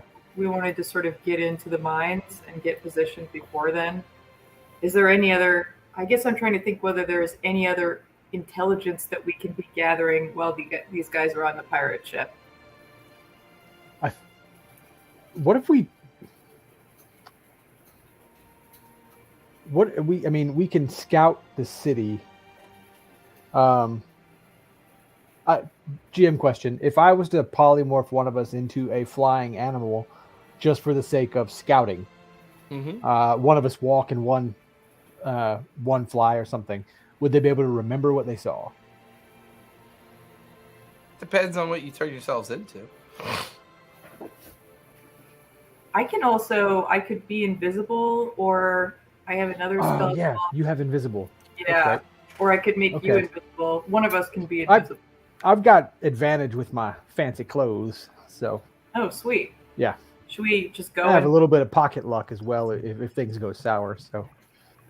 Should we go and poke around, just see what we can see if we? I mean, it's worth it to at least check out the walls. I mean, I mean, you described some pretty big walls in this city that we're gonna have to get past somehow. Big walls, big stone buildings that the Copper Keepers seem to have set up and inhabit. Pretty sure they're not going to let us just walk in there. So yeah, that's a good plan. If you can be, how long can you stay invisible? I can be invisible for it's only for 1 minute. I can also do another spell called Mislead, though. That's for an hour. Well, I've got some stuff to kind of CYA for us, to cover our asses. So we can probably make it. We can't be any worse off than those guys. We're the adults, right? That's true. Yeah, we're the adults. So we've got this handled. It'll be fine. Totally got it. Totally. Yeah. All right. Sweet.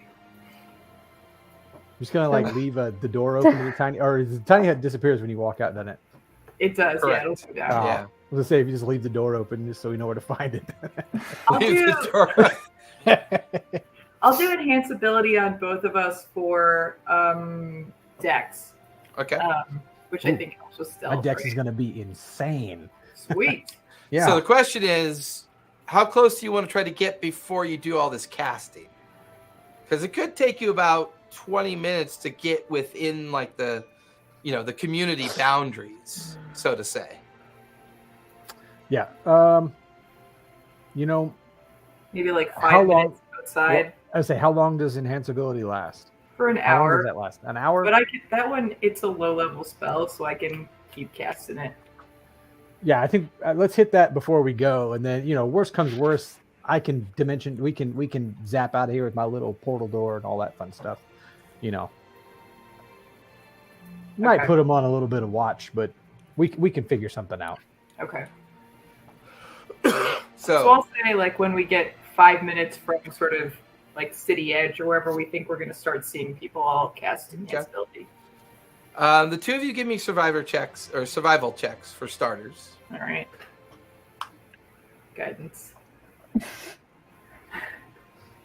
Oh no, I can't do guidance because it's concentrate. Well, That's only a minute, right? yeah, it's only for a minute, so I'll do that. We'll say I did that before I did enhanced ability. It's not a great roll. 17. Okay. 9. 9. You do see a footpath trail at the edge of the bluff, Earthen. Mhm. And you figure that if you was going to take that along the very edge of the bluff, skirting away from the coast, where all the tenders are and where all the activity is of the onloading, the offloading and loading of the different tenders going out towards the many different ships, there are small collections of 2 or 3 people around fires that seem to be responsible for keeping an eye on everything while people are either loading or offloading. But staying in the shadow of the bluff will give you your best opportunity to get as close as you want to try to get to the kind of mining community. Just stay close to me. I think I see a path down here. I think we can probably make our way close enough without raising any alarm. Just careful with the helmet. Give me stealth checks as you two begin your journey towards the edge of Thane's Reach. Wow. So it's with advantage. I got a 19. Nice. That's an 18. Yeah. Not bad. Between the two of you, you begin skirting the edge of the bluff, keeping the shadows of the firelight and all the other light you can see, the stars and the moon, within the shadow of the bluff itself. It's kind of like the bluff is slightly above you. It curves down from the erosion, allowing you to kind of skirt the edge of it and get further and further towards Thane's Reach. The closer you get, the more you begin to realize this is almost like a normal looking community. You watch as like a wagon filled with gnomes goes by. They're all wearing mining equipment and gear and lanterns and pickaxes and shovels. And one of the drivers of the wagon, this big hulking human-like figure, just kind of driving the reins. They pass by a patrol of about 7 guards wearing all chainmail. The one thing that looks strange about them is the way they carry their shields. They're these almost like obsidian discs of metal that they seem to have on their right arm. Meanwhile, on their left hands, they carry pikes. And they seem to be either, like the first group you come across are like marching in a very kind of like coordinated fashion to keep an eye on the roads. You can see a small little guard outpost where 4 of them are kind of just hunkered down, eating an evening's meal, and 2 of them are playing dice. And you watch as people are walking by, a mixed assortment of individuals, some elves, some humans, a few dwarves, but mostly gnomes of middle age for a gnome, all probably Puck's age for the most part, except they look very grimy and soot covered from mining activity for the most part. As you get a little bit closer, you can see the double gated entrance that's currently open, and carts are going in. Some carts are coming out. Most carts that go in are laden with barrels and boxes. And as they come out, there's heaps of raw material in the backs of them as they're making their way back down towards the beach. You guys have pretty good vantage points of being able to see and watch all this, as this feels like a normal community. It doesn't feel like anyone's necessarily being forced to do the work. You can see the pennants of the Copper Hall Guild, raised up over on the main stanchions of flags.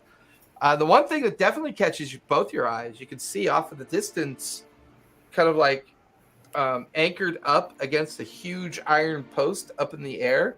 You can see a small airship You could also make out the inner workings of the community by peering through the gates.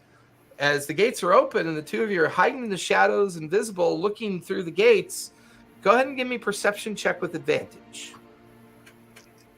as well as fresh stealth checks. Ooh. Man, well, perception, that was a nat 20. Okay. So that's add 11 to that, 31 on 31. perception. Okay. I got a 26 for perception. Okay. And then 19 on my stealth. Okay. I got double 9. Stealth, I got a 10. 10. Thank goodness for you're invisible, right? No, I'm Not yet. Not yet. I Okay. said, shh. I said, watch Yeah, the there's like a helmet. moment where like you accidentally kind of like you're so like gobsmacked by what you're seeing. You run into some boxes and you grab them really quick to keep them from tumbling over. But the traffic noise and people coming back and forth, no one really seems to like pay attention.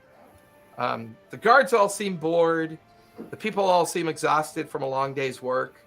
For you though, Earth, and looking through the open gates, you can see a vibrant kind of market space deep in the inner workings. You could see very kind of like run down, but obviously residents, like huts and kind of shacks and stone buildings that people are kind of living in or lingering around. But through it all, you can see in the very center of, somewhere in that center, you can see the edges of the cranes, these great wooden cranes that are operating constantly, and what must be the edge of the mining pit. It's almost as if they've just built this rather large community, once again, around this activity that they're doing. But beyond what Xanath had described in a bluff, in the backside of the community, you could see the copper halls, the 3 stone structures that sit above everything, where she remembered her scry effect going into those halls and discovering what they were doing with Mannheim. That must be the spot you were talking about, way up there, right? Yeah, up at the top of the hill. You think we can... I really don't want to try to walk through this place. We're going to stand out so badly. No offense. I'm taking not a lot of blue people here. You also have a giant statue back at the city of you. So,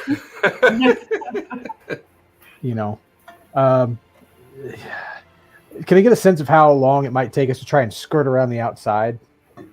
Give me a Like survival check. if we were to go around the outside of the of the city, just skirt the walls, try to get to the back, closer to the tower, or the bluffs rather. Yep. Give me a survival check as you look at the space between you and where you want to go. That's not bad. That's a 19. There's definitely more guard positions that you can see further up and away. You kind of look at the city walls. You could see the occasional 2-person guards moving with crossbows along the edge of the wall.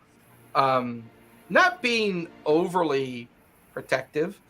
It looks like it might take an hour or so to skirt all the way against the wall if you're super stealthy.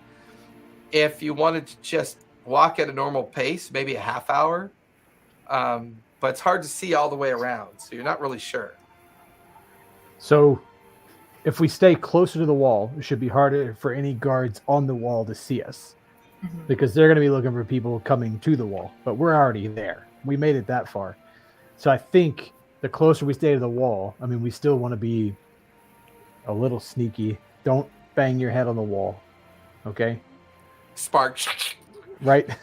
Clang, keep that thing under control. And I think we can make our way around pretty well. I mean, I don't really have a cloak for us to pass through inside that. Actually, how far away is that bluff? From where you are now? Straight shot from where we are right now. Roughly how far away? Maybe a couple thousand feet. Okay. So 2,000 feet out and about 100 feet up. Okay. Can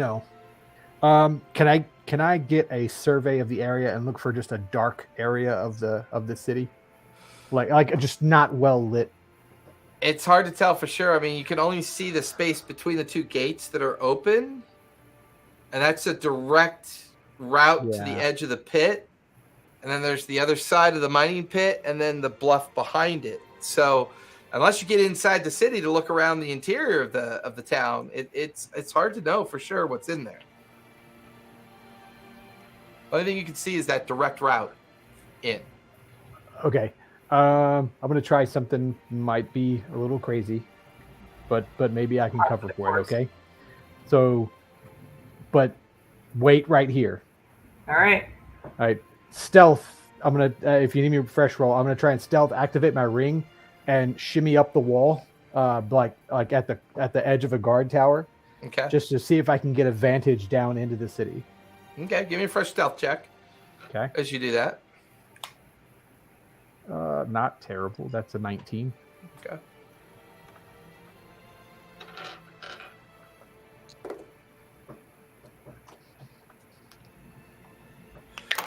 So Puck and Winter down in the lower hold, you can hear a couple of barrels halfway down the hold thumping. You watch as one of the lids thumps slightly and kind of oozes a little bit more of that strange liquid out of the side, spilling down the side of it. And you can hear this like scratching noise, this kind of nail on wood scratching, kind of further down the hole. I hate this. This is not what we came here for.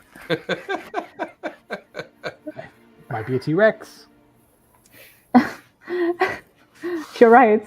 I should go for it. Can I try maybe nature on trying to identify? Can I open one of those and try nature to maybe identify if I can see what this might be? Because it seems a little unnatural. Yeah, go ahead and give me a strength check to try to open one of the barrel lids.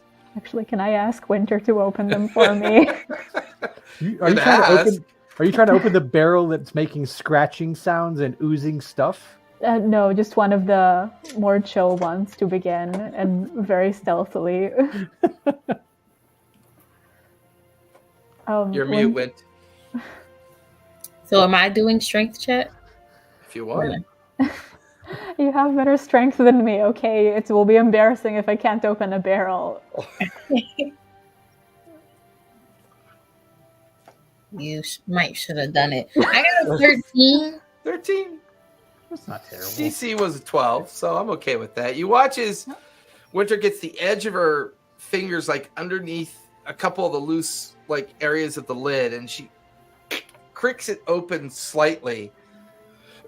The barrel's about 3 feet tall, so it's a challenge for Puck at first, but Wow. Puck, you're able to get up on your tippy toes, look in, and Winter, as you shift the lid across, the barrel is filled with like this gelatinous kind of weird orange and green and purple like meat-like matter. And you can see hundreds of these like 2-inch long worms kind of squirming in and out of the meat-like matter. You watch one of them kind of at first stop moving, and then they all stop kind of moving as they sense the lid is off. And you're now watching as all the worms are creeping towards the edge of the barrel like they're getting ready to swarm over the edge of the barrel. Close it! Close it! Close it! Are you guys closing the barrel? Yes. Slam! Barrel lid goes back down, and then you notice about 20 barrels upward. It's kind of like thumping. I hate this so much. Nope. Can I do a nature check on this monstrosity? Sure. Give me a nature check.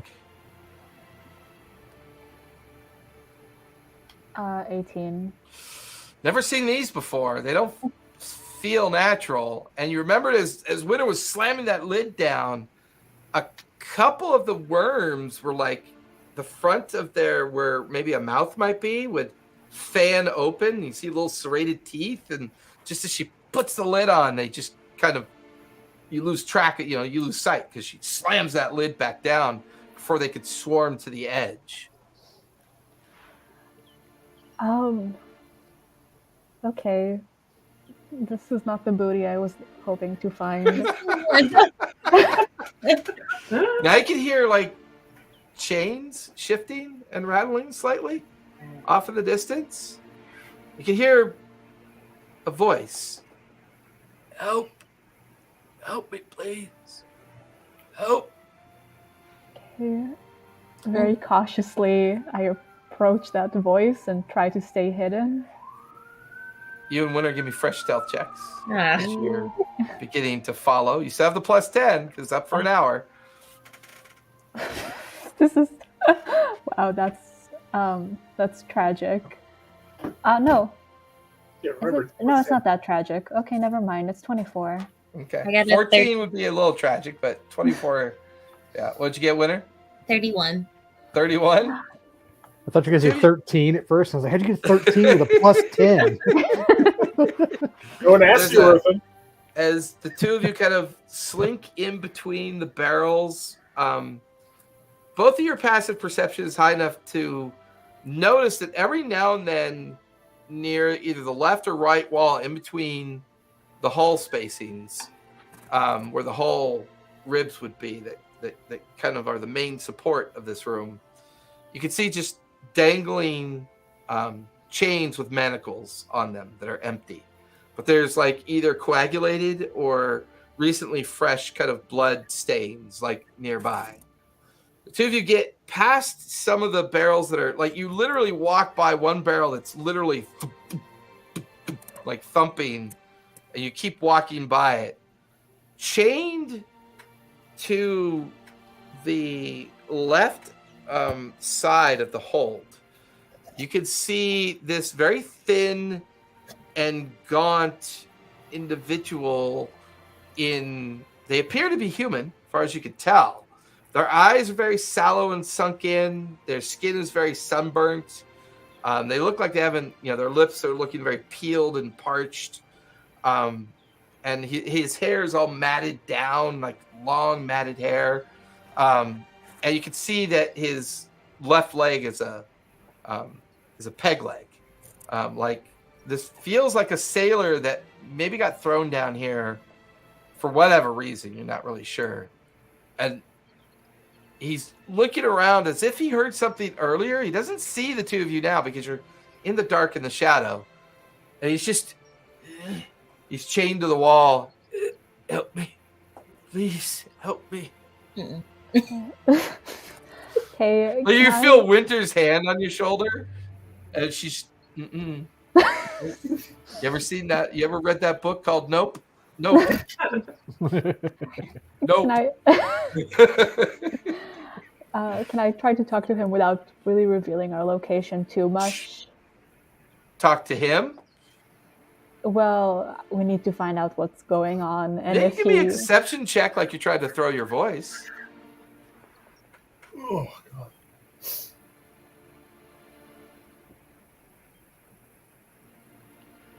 God. 13. 13?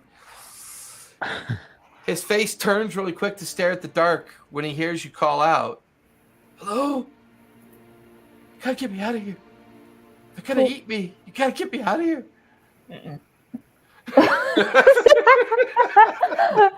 No, we're the good guys. We're supposed to help.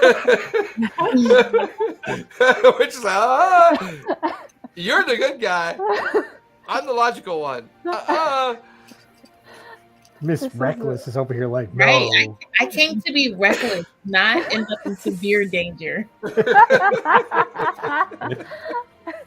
The fact that you are currently the only person. Against the chains, like, please just get me out of here. Just get me out of here. Who are you? What is this place? My name's Marcus. This is where they feed them. Feed who? The things in the barrels. This is where they feed them. What are those things? I don't know. They're just paid to deliver them. I got caught stealing and they threw me down here. Said I was food for the legions, and I don't know what that means. Okay, we have to help him. This is too cruel. Whoa! Whoa! And as you're like in between two barrels and looking at him and he's looking at you, one of the barrels in the middle like rattles like pretty severely. The lid kind of cracks slightly when it does. He watches an extra kind of like coating of ooze pulses from the edge of the barrel.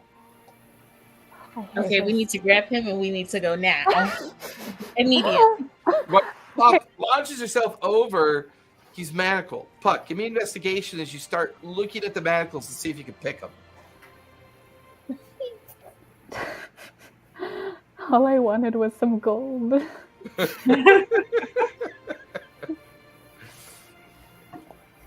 Wow. That was a nat 1, so it's a 5.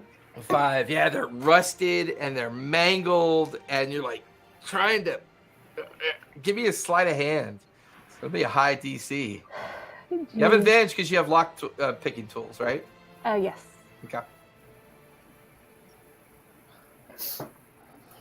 15. Wow, that is depressing. Okay, 15 was the highest. Yeah, you feel the lockpick dig in, but the rusted condition and the coagulated, like, kind of like moisture and gunk and grease inside everything makes it very hard for you to find the manacle tumblers. As your Winter, right behind you, you hear a cracking noise. And as you look over your shoulder, you can see one of the barrels is spilled over. The lid is cracked off, but it's empty. But there's a strange slime trail that's kind of like exuding from it. Oh, fuck. You finish bundling up everything that you can grab and tie off the oil-soaked cloak.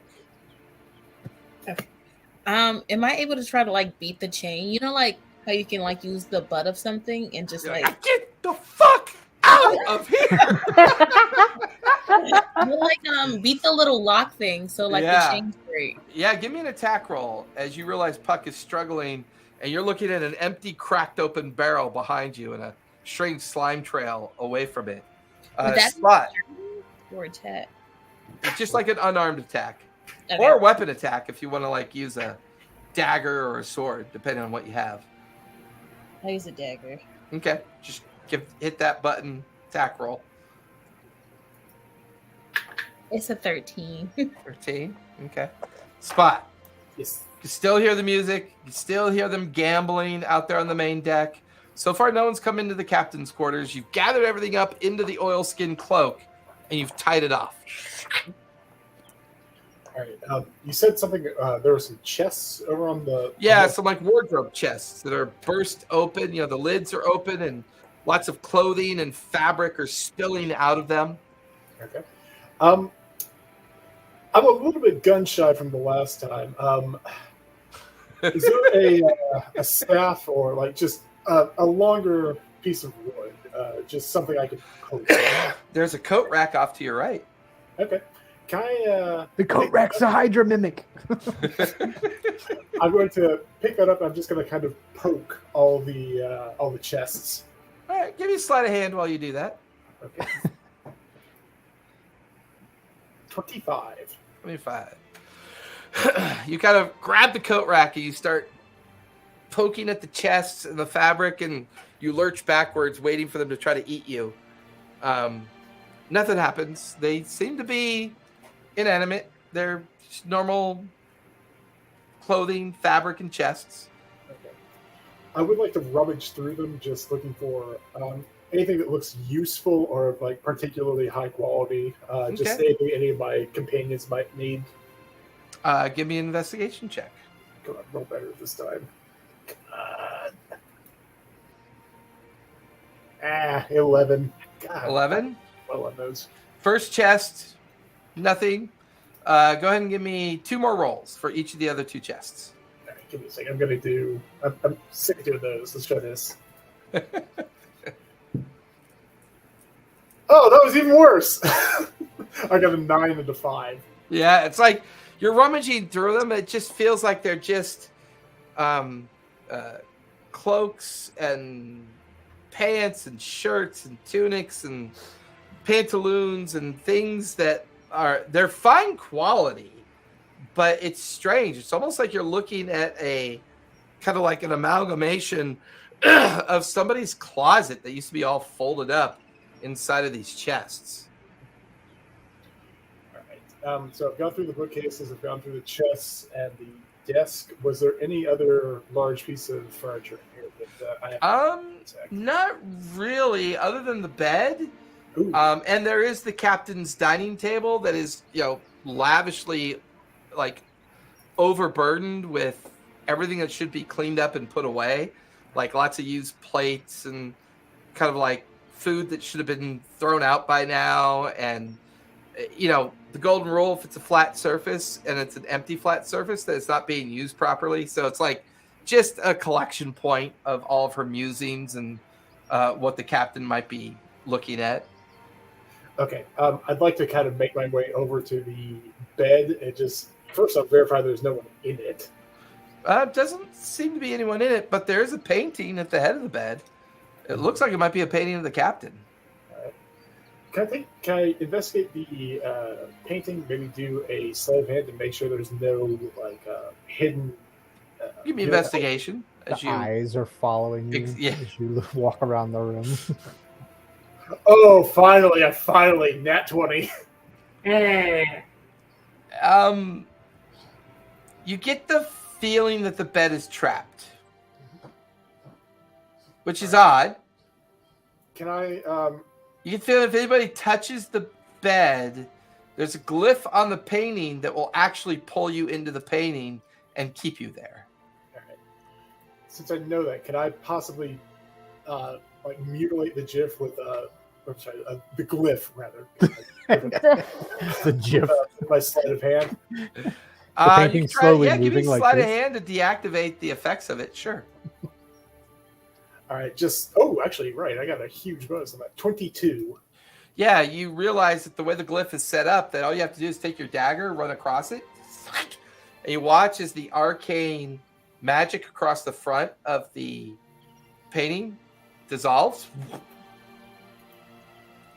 And now you're able to look at the bed, touch it, which is strange.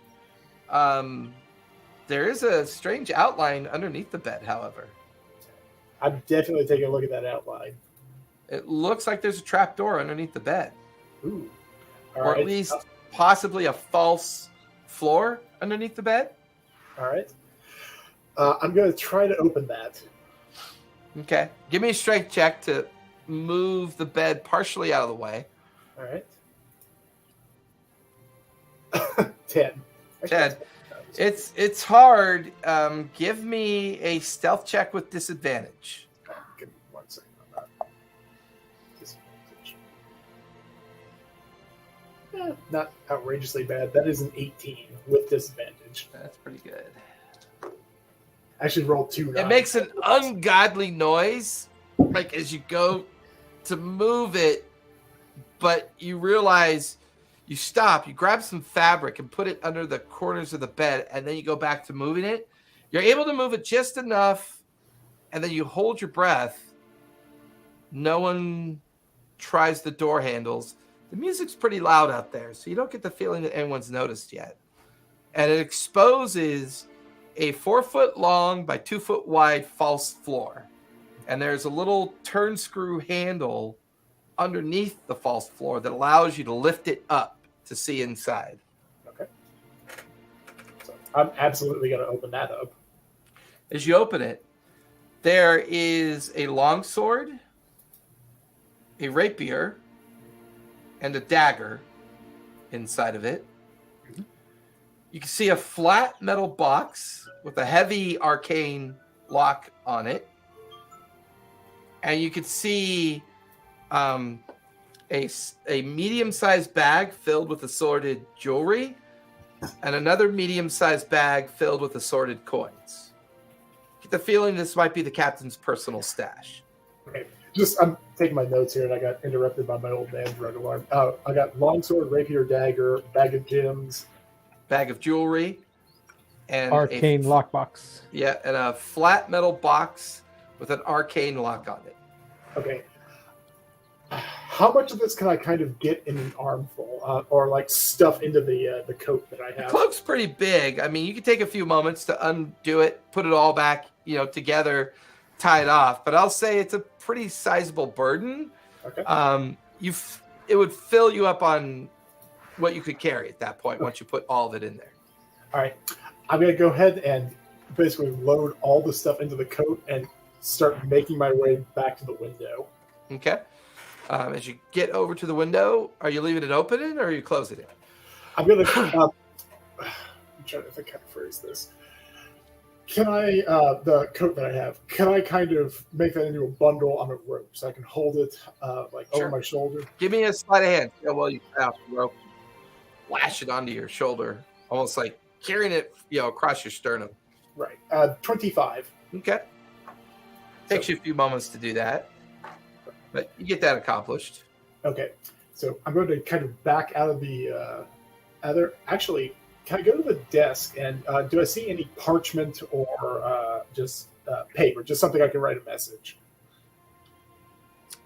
Sure. On the desk, plenty of writing supplies. Yeah. All right. Have I seen enough of what we were dealing with them? Had I seen enough of Vazarik or some of his people to make a at least halfway decent forgery of it? I think so. You can give it a go. All right. I'm going to do in what as close to like a pigeon common as I can kind of manage. I assume that common's not any of their first language, and it's just going to be something along the lines of Vazarik sends his regards, Captain, and then just kind of like stake it with a dagger on his desk. Okay. That's fucking hysterical. Give me a deception check for starters. Deception. Got you roll. 21. Now give me sleight of hand with advantage. Okay.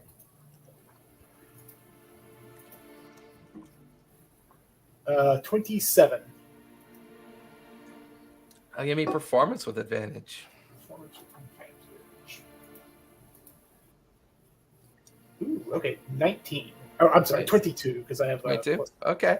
Yeah, you do a pretty stellar job of creating a note that was left by a lizard folk who probably doesn't know common very well and just left his regards in regards to pillaging the captain's quarters.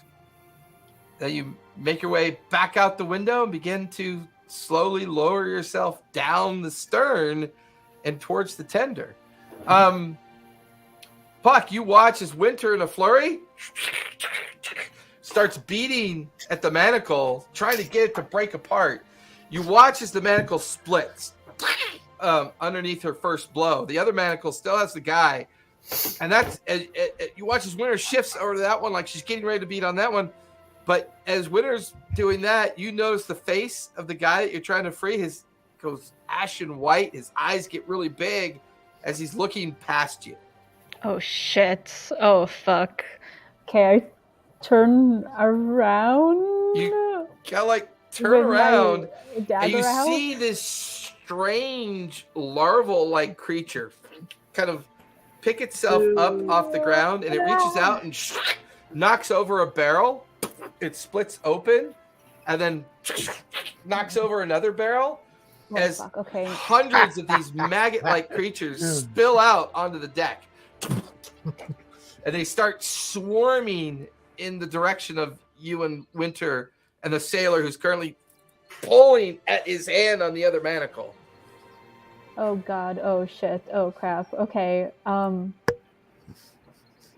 the fuck is Spot? You guys split the party. Split the split. Mhm. Oof, okay. We might have to cut the Hear arm them off. just We might have to cut the arm off. Or leave them. Okay, cut the arm off. Cut the arm off. And you watch as right at the wrist, the bone fractures. And he goes, ah! He just starts screaming at the top of his lungs. And Winter leans down and grabs him. The three of you are standing there as a swarm of these larvae are just coming towards you. Can I throw the arm that fell in another direction just to maybe slow them down? I like or that. Give me a dex check. So are we not sacrificing the sailor? We worked so hard. We almost killed ourselves to not sacrifice a sailor before. But the blood loss, I just thought about it. Puck, what'd you get? Get him another 25. hook. Get him a hook when he gets on land. As you toss the arm, the swarm, like en masse, turns, lurches towards the arm, and clears a slight path up towards the barrels to the right. Ah! You get two of you carrying the sailor, start running up that path. The three of you give me dexterity saves, please, as you start running up the open path. Ooh, 11. Okay. And I'll roll for the sailor. Oh, it was a natural 20, so 25. Nice. God. So, Winter, as you're running, you lose your grip supporting the sailor as something yanks the sailor away from you. You watch as this huge tendril comes out from between a couple of the barrels, lashes around the midriff of the sailor, and pulls him down to the ground as a wave of those tiny little worms just envelop him. And as the worms envelop him, there's just bone and organs left over. Just kind of almost like they melt into him. Puck, you feel something lash out at your ankle. And this tendril strikes across your ankle, ripping off skin and digging into the bone as you take 21 points of slashing damage from a tendril. Okay. Winter, you grab onto Puck and yank her away, and that's when you watch other barrels begin to burst. And you watch as the back half of where the manacles were, this huge wave of worms starts undulating upwards like it's about to crest in your direction. What are you two doing? Am I allowed to grab Puck and just try my best to run? Yeah, it's up to Puck. Okay. Puck, you feel Winter grab onto you and start dragging you away and back down the cargo hold. While she holds me, thank you, Winter. Can I cast Freedom of Waves and just try and wreck this ship and discombobulate them? What are you casting? Freedom of Waves. What does that do? You conjure a deluge of seawater, 15-foot radius, 10 foot tall, cylinder centered, 1.3. I'm trying to wreck this fucking piece of shit Is ship. it concentration? It's instantaneous. I don't think so. It's a damage. It's a damage spell. I don't know if it says concentration. Well, let's find out. What's it called? Deluge? Freedom of Waves. Freedom of It's a Waves. very hippie name. It is. It's instantaneous, so that's the duration of it. Conjure. One action. Yeah, it does not require concentration. Yes. Okay. Well, I'm gonna. So you still have passive without a trace up. As Winter's grabbing you and dragging you towards the gunwale where you guys originally crawled in, you cast. You create a cylinder of water in and amongst the larvae and tendrils. And as the cylinder of water comes into existence, the last few remaining barrels of that area get shattered and thrown off into different pieces. You watch as this SpaghettiOs like soup of worms and tendrils starts getting caught up in the water, and they get flung up onto the ceiling and onto the walls, some of them cracking apart and oozing strange liquid as they kind of fall dead to the ground. You then watch as some of the worms start crawling up into the planking to get up into the deck above. Some of the worms are crawling towards the other gunwales. At Winter, give me a deck save as you're hauling Puck towards the gunwale that you guys originally crawled through. Of course, you got to take her up the stairs first and then over towards the gunwale. So you're hauling her upstairs and making your way towards the gunwale at this point. Can I use lucky? Absolutely. If you rolled a 1, or I guess using the lucky feat, you just re-roll. Yeah, go for it. Yeah, because I got a 5. Also, as part of Freedom with Waves, I can teleport within the area of the deluge. But that doesn't help with Winter.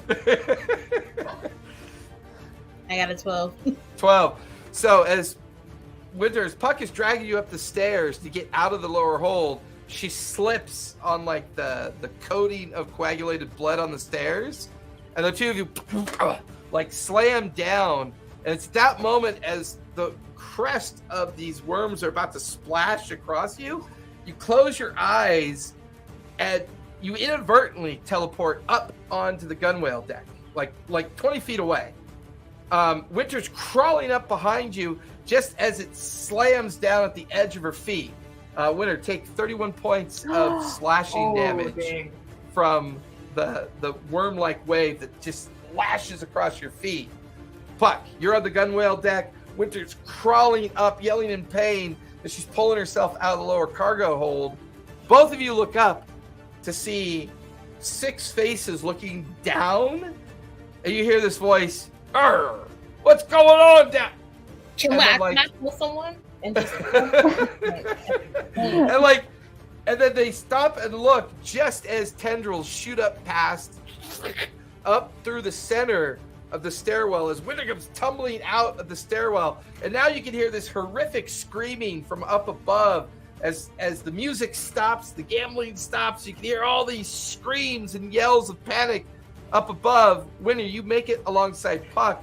The two of you are backing away slowly as all the worm and larval-like creatures are kind of bubbling up from below the cargo hold, and the main tendrils are going up towards the main deck.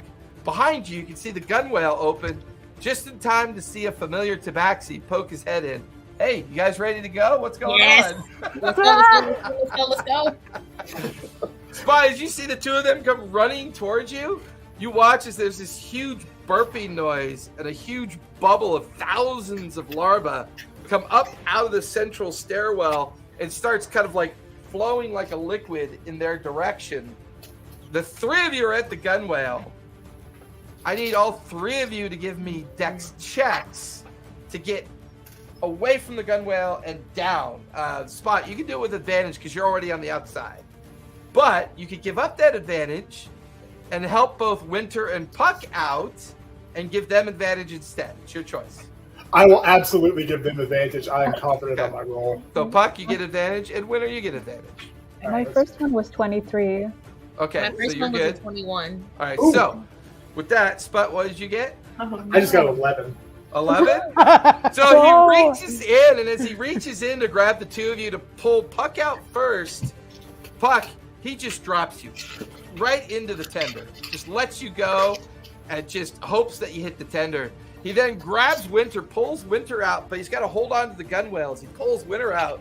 One of the tendrils lashes out and scrapes across his arm, like literally peeling the skin from elbow to fingertip, like exposed to bone and tissue.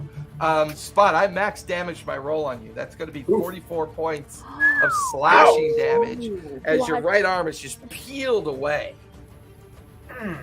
Arthur is Jennifer never letting us out again.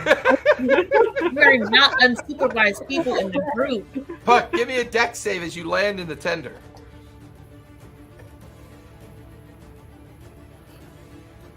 19. 19, yeah. You land on your feet, kind of balanced on the tender. Winter, Spot does the same thing. Like drops you towards the tender. Go ahead and give me a dex save. 7.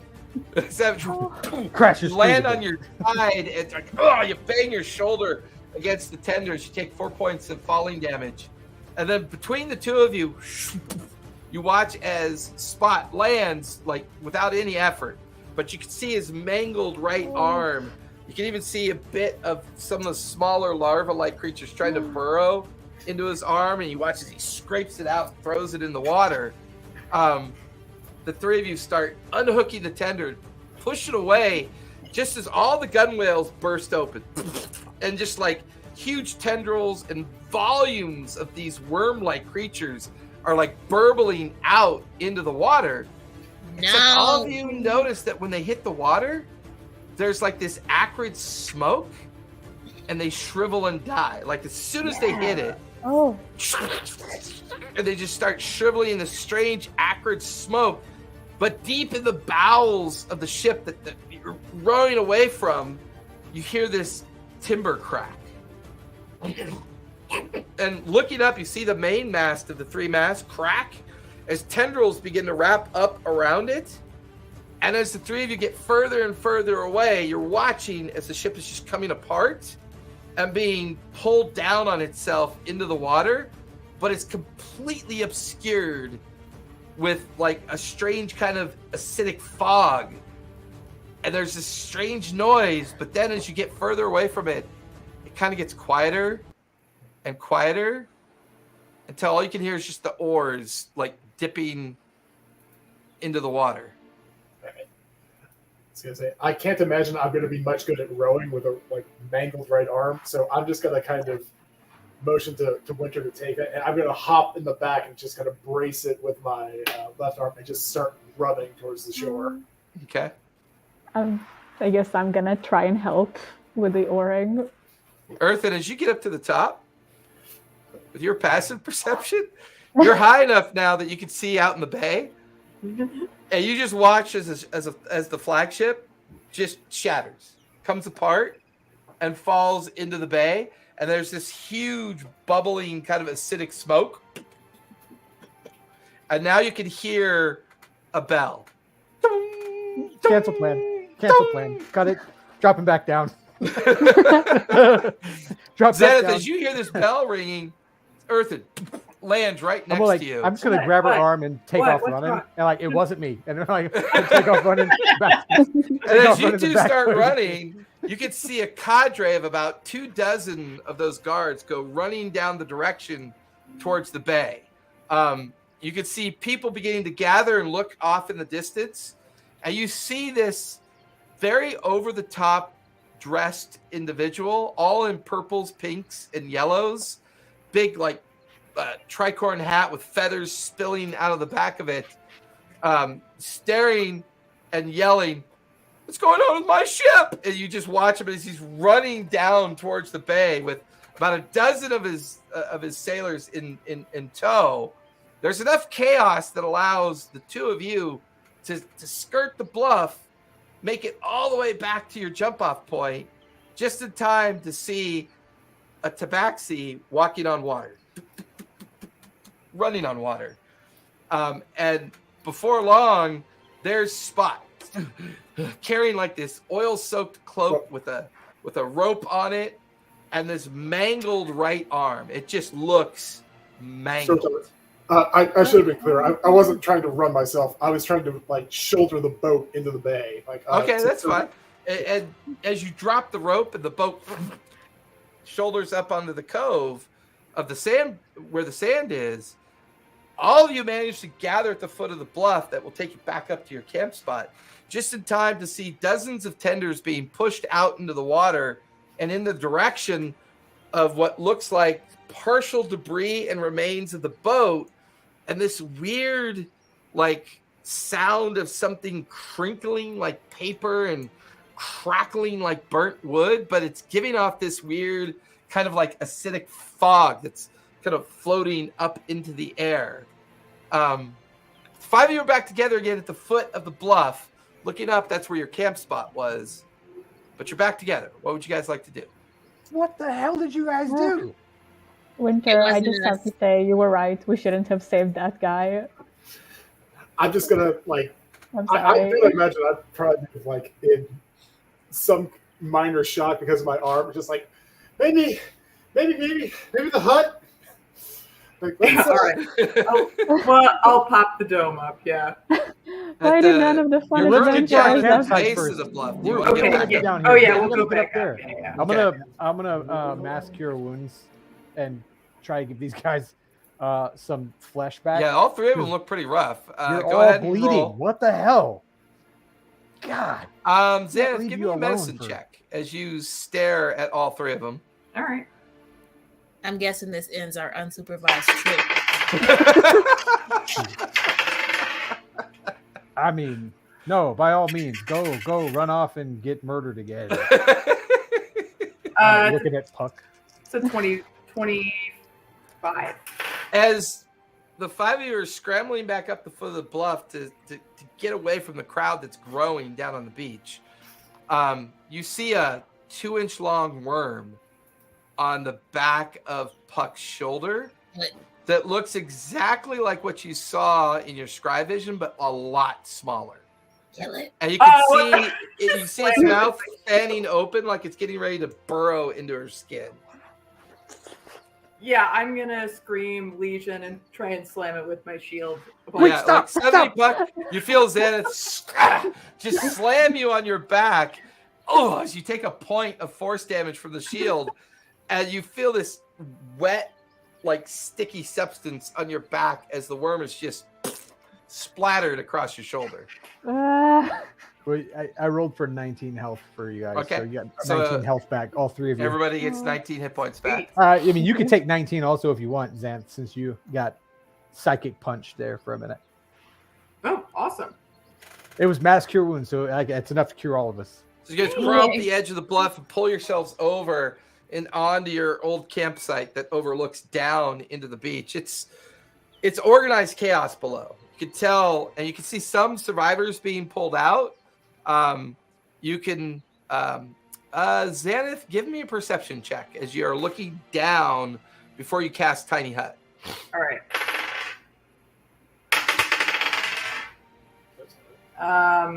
That's a 23. You see one of the gnomes is down there, and he seems to be directing and giving orders. It looks like the one that calls themselves Brimfold. Okay. And you can hear their voice, but can't hear what they're saying as they're yelling out orders. But there is this constant, like, be cautious of something. Like, he's saying to be cautious of something, but you're not sure. Can I And now see it's just, say that again? Can I see his lips moving? Because with my observant feet, I can read lips if I can see them. If it was daytime, I would say yes, but because it's nighttime, it's really hard to tell. It's really hard to tell. I have 300 feet of dark vision. Oh, Oh, shit. damn. In that case, yeah, I'm okay with that. He's yelling to watch out for the remaining barrels of the legions. Don't touch them, pull them ashore. The salt water destroys them, so don't let them leak out into the salt water.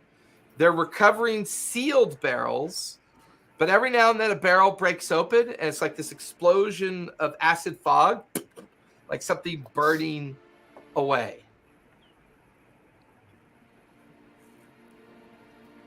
What the hell did you guys do? We didn't do anything. It's not our fault. I'm just gonna kind of You wanna try and roll deception on that one? I want to point out I'm pretty innocent on this one. I did find a bunch of cool stuff though, so I'm gonna kind of spread out my cloak and all this stuff in there, and All right. kind of go to Tally and to Puck rather and Winter and give them the 10 gold and 4 platinum that I stole from the thing. As a consolatory prize. No, it's Very like, thoughtful, thank genuinely you. just not as a consolation prize. Like genuinely, one of my character traits is I am an honest thief, and everybody is like That's true. shares equally in my thing. So Aw. There's still a sizable bag of jewelry and a sizable bag of coin yet to be kind of like investigated. I'm gonna There's detect magic on the stuff he just brought back. the metal box, the rapier, the longsword, the dagger, all give off enchantment magic. I would even say there's a ring in the jewelry bag that gives off an evocation magic. Yeah. I snatched that ring out of the thing and set it down.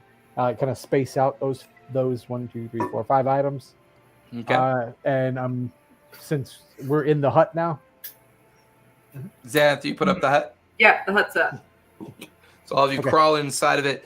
Punch is over by Puck, like licking her ankles, trying to help her wounds get healed.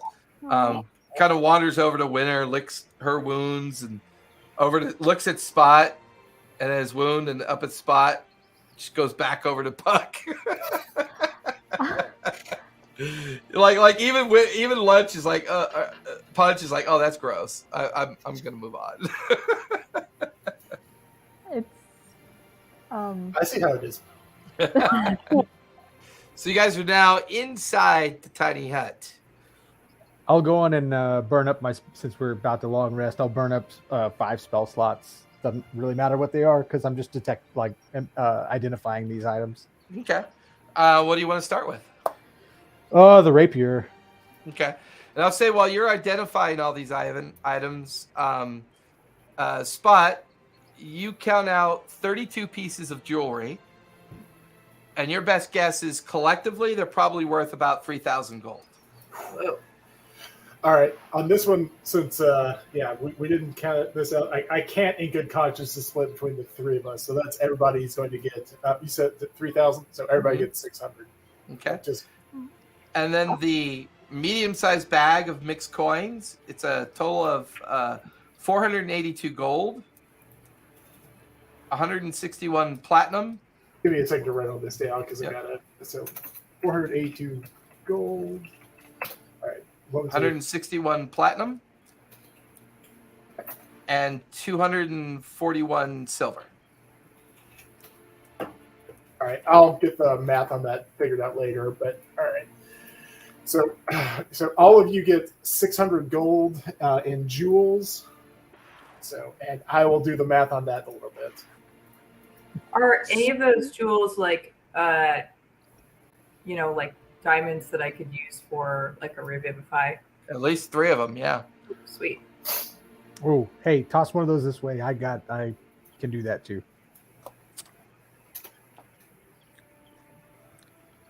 So with that in mind, as they're all sorting through that bit of kit and getting it all organized, Eartha, you start with the rapier. Yes. It is called the Kraken's Revenge. 1 second. Fresh page of notebook.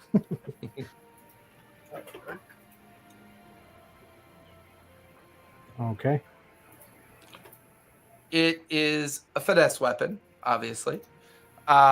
It does require attunement, and whoever attunes to it gets 1 extra attack with it. You get +1 to hit, +1 for damage.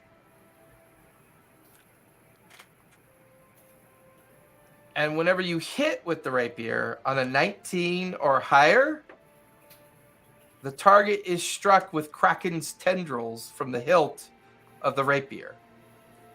They must make a DC 16 strength save or be restrained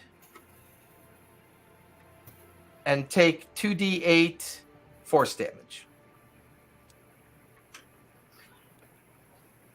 If they resist the save, is half damage or? They are simply not restrained and they take no force damage. Okay.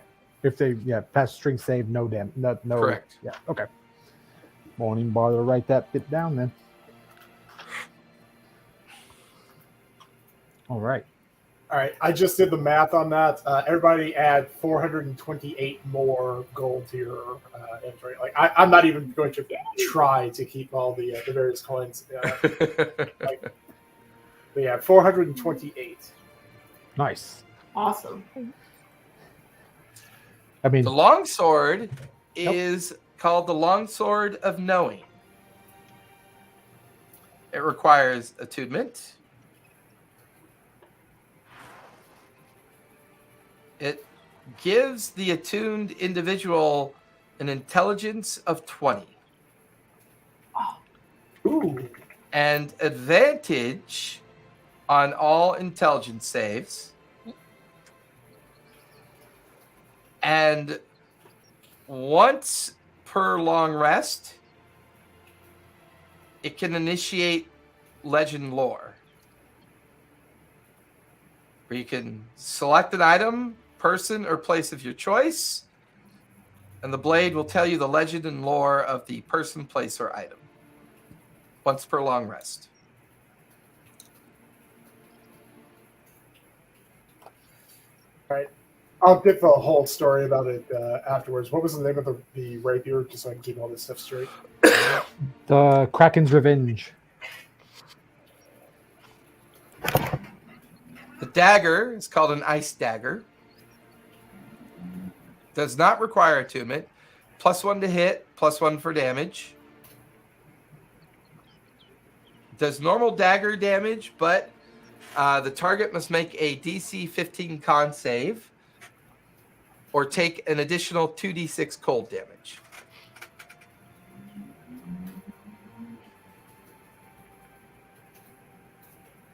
Nice.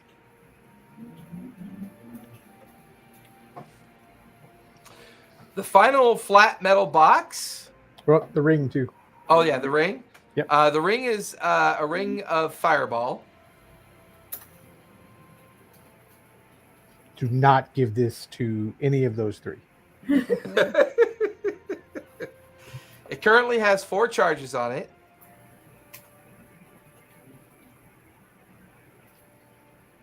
But does not require attunement. All right. Any rechargeability on that? Or it's just 4 charges and burnt out? You get the feeling that after the 4th charge, it becomes a normal platinum ring. And I'm sorry, I'm slow at typing right now. For the Oh, that's right. Earthen's been writing it all down too. Yes, so I have. all right, the frost dagger that was +1 to hit, +1 damage. Ice dagger, +1 hit, +1 damage, normal damage, DC 15 con save, or an additional 2d6 cold damage. Kitty of Fortune. I love it. Hey man, I just got everybody 1,000 fucking gold. Yeah, I mean, you got the fortune part right. The flat metal box is called the Tome Keeper. It has a arcane lock on it that seems quite complex. Chances are it's either holding a tome or a spellbook inside of it. Okay. Is the lock itself arcane, or is it something I could potentially pick? I would say give me an Arcana check with That's advantage pretty- because Earthen was able to tell you what it was. I'm gonna roll that as well. Okay. Because if I also have dispel magic. Okay. If I could possibly dispel the lock. Yeah, I'll glad I had advantage. That was Arcana, right? Yep. That's 22. It has the arcane lock effect on it. The only way that it can be opened is if the original caster of the arcane lock were to release it.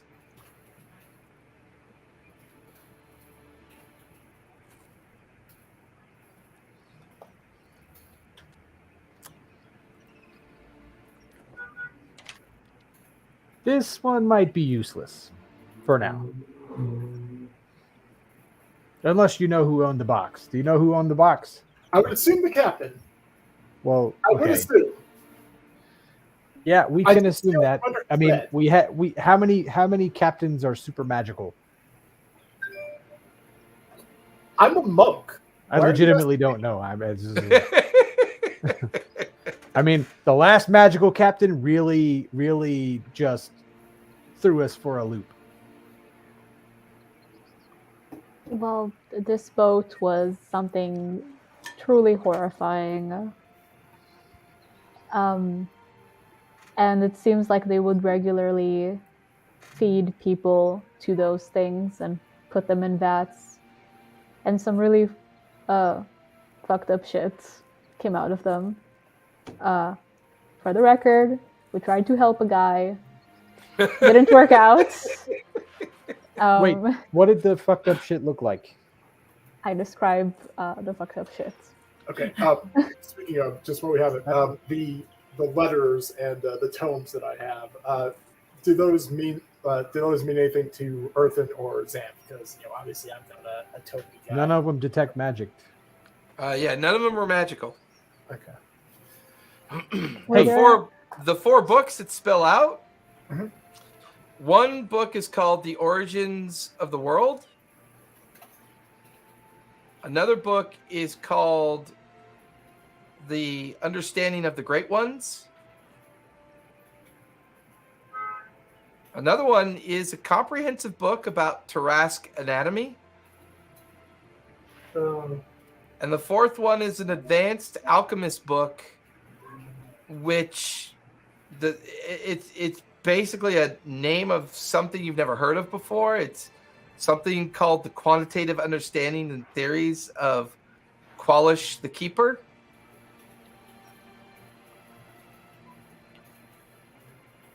All right, and any of the letters that we have a chance to look at them a little more. All of the parchments are basically ledgers and inventory collections of these massive barrels and creations of related to that experiment, and they're referred to as legions. But there is one, actually, I'll say, because you got them out safely, there's one stack of parchments that spend a great deal of research and research study on God, what are they called? My notes. What are those little pets that devours? Intellect devours? Intellect devours, correct. The not SETI worm. Got it. Those. Ugh. We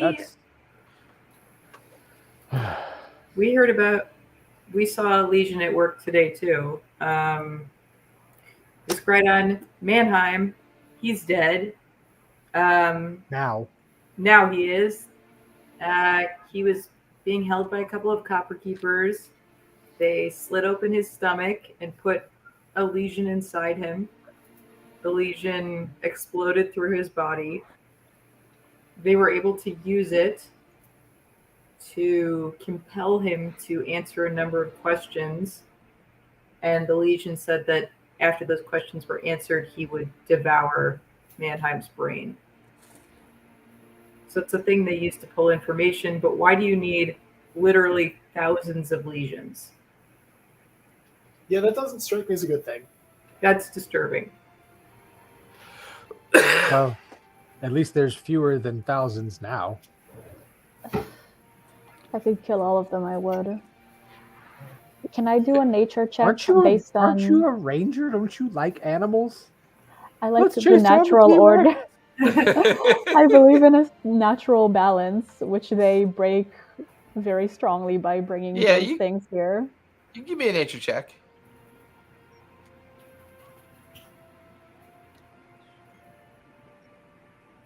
While she's doing that, I'll give you guidance on it. I'm sorry? I'll give you guidance on your nature check. That's plus a D4. While she's doing that, can I take those 4 books from Spot and remember the secret code book thing that we found? Hey, can you see if there's anything like this in any of these? Because I didn't find it last time. It was shown to me. Right. The way it popped apart. Okay. The secret hidden stash of paperwork. Wait, sorry, Dennis, can you say it one more time?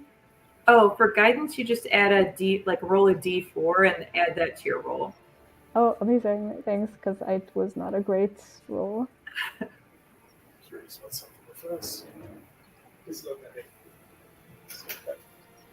Weirdly, having that off gives a better light. Okay, I don't know why. Welcome to the world of cameras. You're not being backlit, yeah. Yeah. I mean, what did you get, Puck? 14. You definitely would have realized that they were not natural. And the main clue to that was that they were extremely vulnerable to salt of the salt water. That seemed to almost destroy them outright, which means they're probably very delicately made. So they're probably a construct of magic or alchemy, possibly. and salt seems to be their main weakness. All right. But they're definitely not natural. Well, we did just find a really advanced alchemical textbook, so that's probably a good clue. Yeah, I think I'm gonna hold on to this longsword if you guys don't mind. I said, Because- do me a favor after the game. Can you shoot me the thing for the rapier? Yep. Realistically, I'm probably going to Yep. go with the. That probably could be useful for you or Winter. I don't know if she has any melee stuff. She's really good from range, but I don't know what she has up close. Honestly, I'm probably going to end up with the dagger just because it's a simple weapon. So, but I just want to know what they are for reference more than anything. The fireball Uh, though, Xanth, I don't trust these other guys with this. okay, can you imagine me with range though? Yeah, I he just said see he you didn't trust without you. range. Like I see you without range, and I'm still wanting to give this to her. Yeah, it does sound pretty sweet. I do wonder if it might be good for someone who doesn't have any spells, though.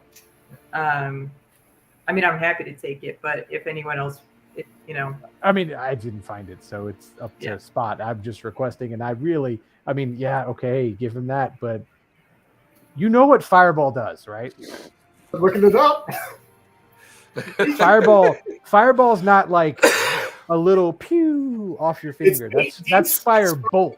Image in a 20-foot sphere. Jesus. Yes, it's a big boom. Okay, that's a really bad thing for you to And have. for each extra charge you use, it ups it a level. So you could, supercharge all 4 of those at one time and supernova on whatever we're hitting. But are you the best person to wield that? To make those choices. I have literally no ranged ability. Like, would it be? But you, as a red cat, are a fireball of your own. If we can throw you do about 8d6 of damage in a 20-foot radius. All right. As the You 5 do. of you continue this conversation inside the tiny hut, just before taking eventually your long rest, that's where we're going to finish tonight. I just blasted out those spell slots. I I am really glad the 3 of you escaped that ship. Yeah. I wasn't sure how best to handle that, but once Spot said whichever ship looks like the juiciest target, I was like, it's gonna be the flagship. It was the flagship. Hey everybody, thank you for coming out and watching with us. We really appreciate it. Be safe, be kind, don't forget to play a game. We'll be back here next week. Are we all good for next Sunday? Go ahead and linger. We'll talk about the schedule. Everybody else, we'll see you next week. Bye, everybody. Or for some of you, we'll see you Monday. Bye. Where is it? Where did I put it? Oh, there.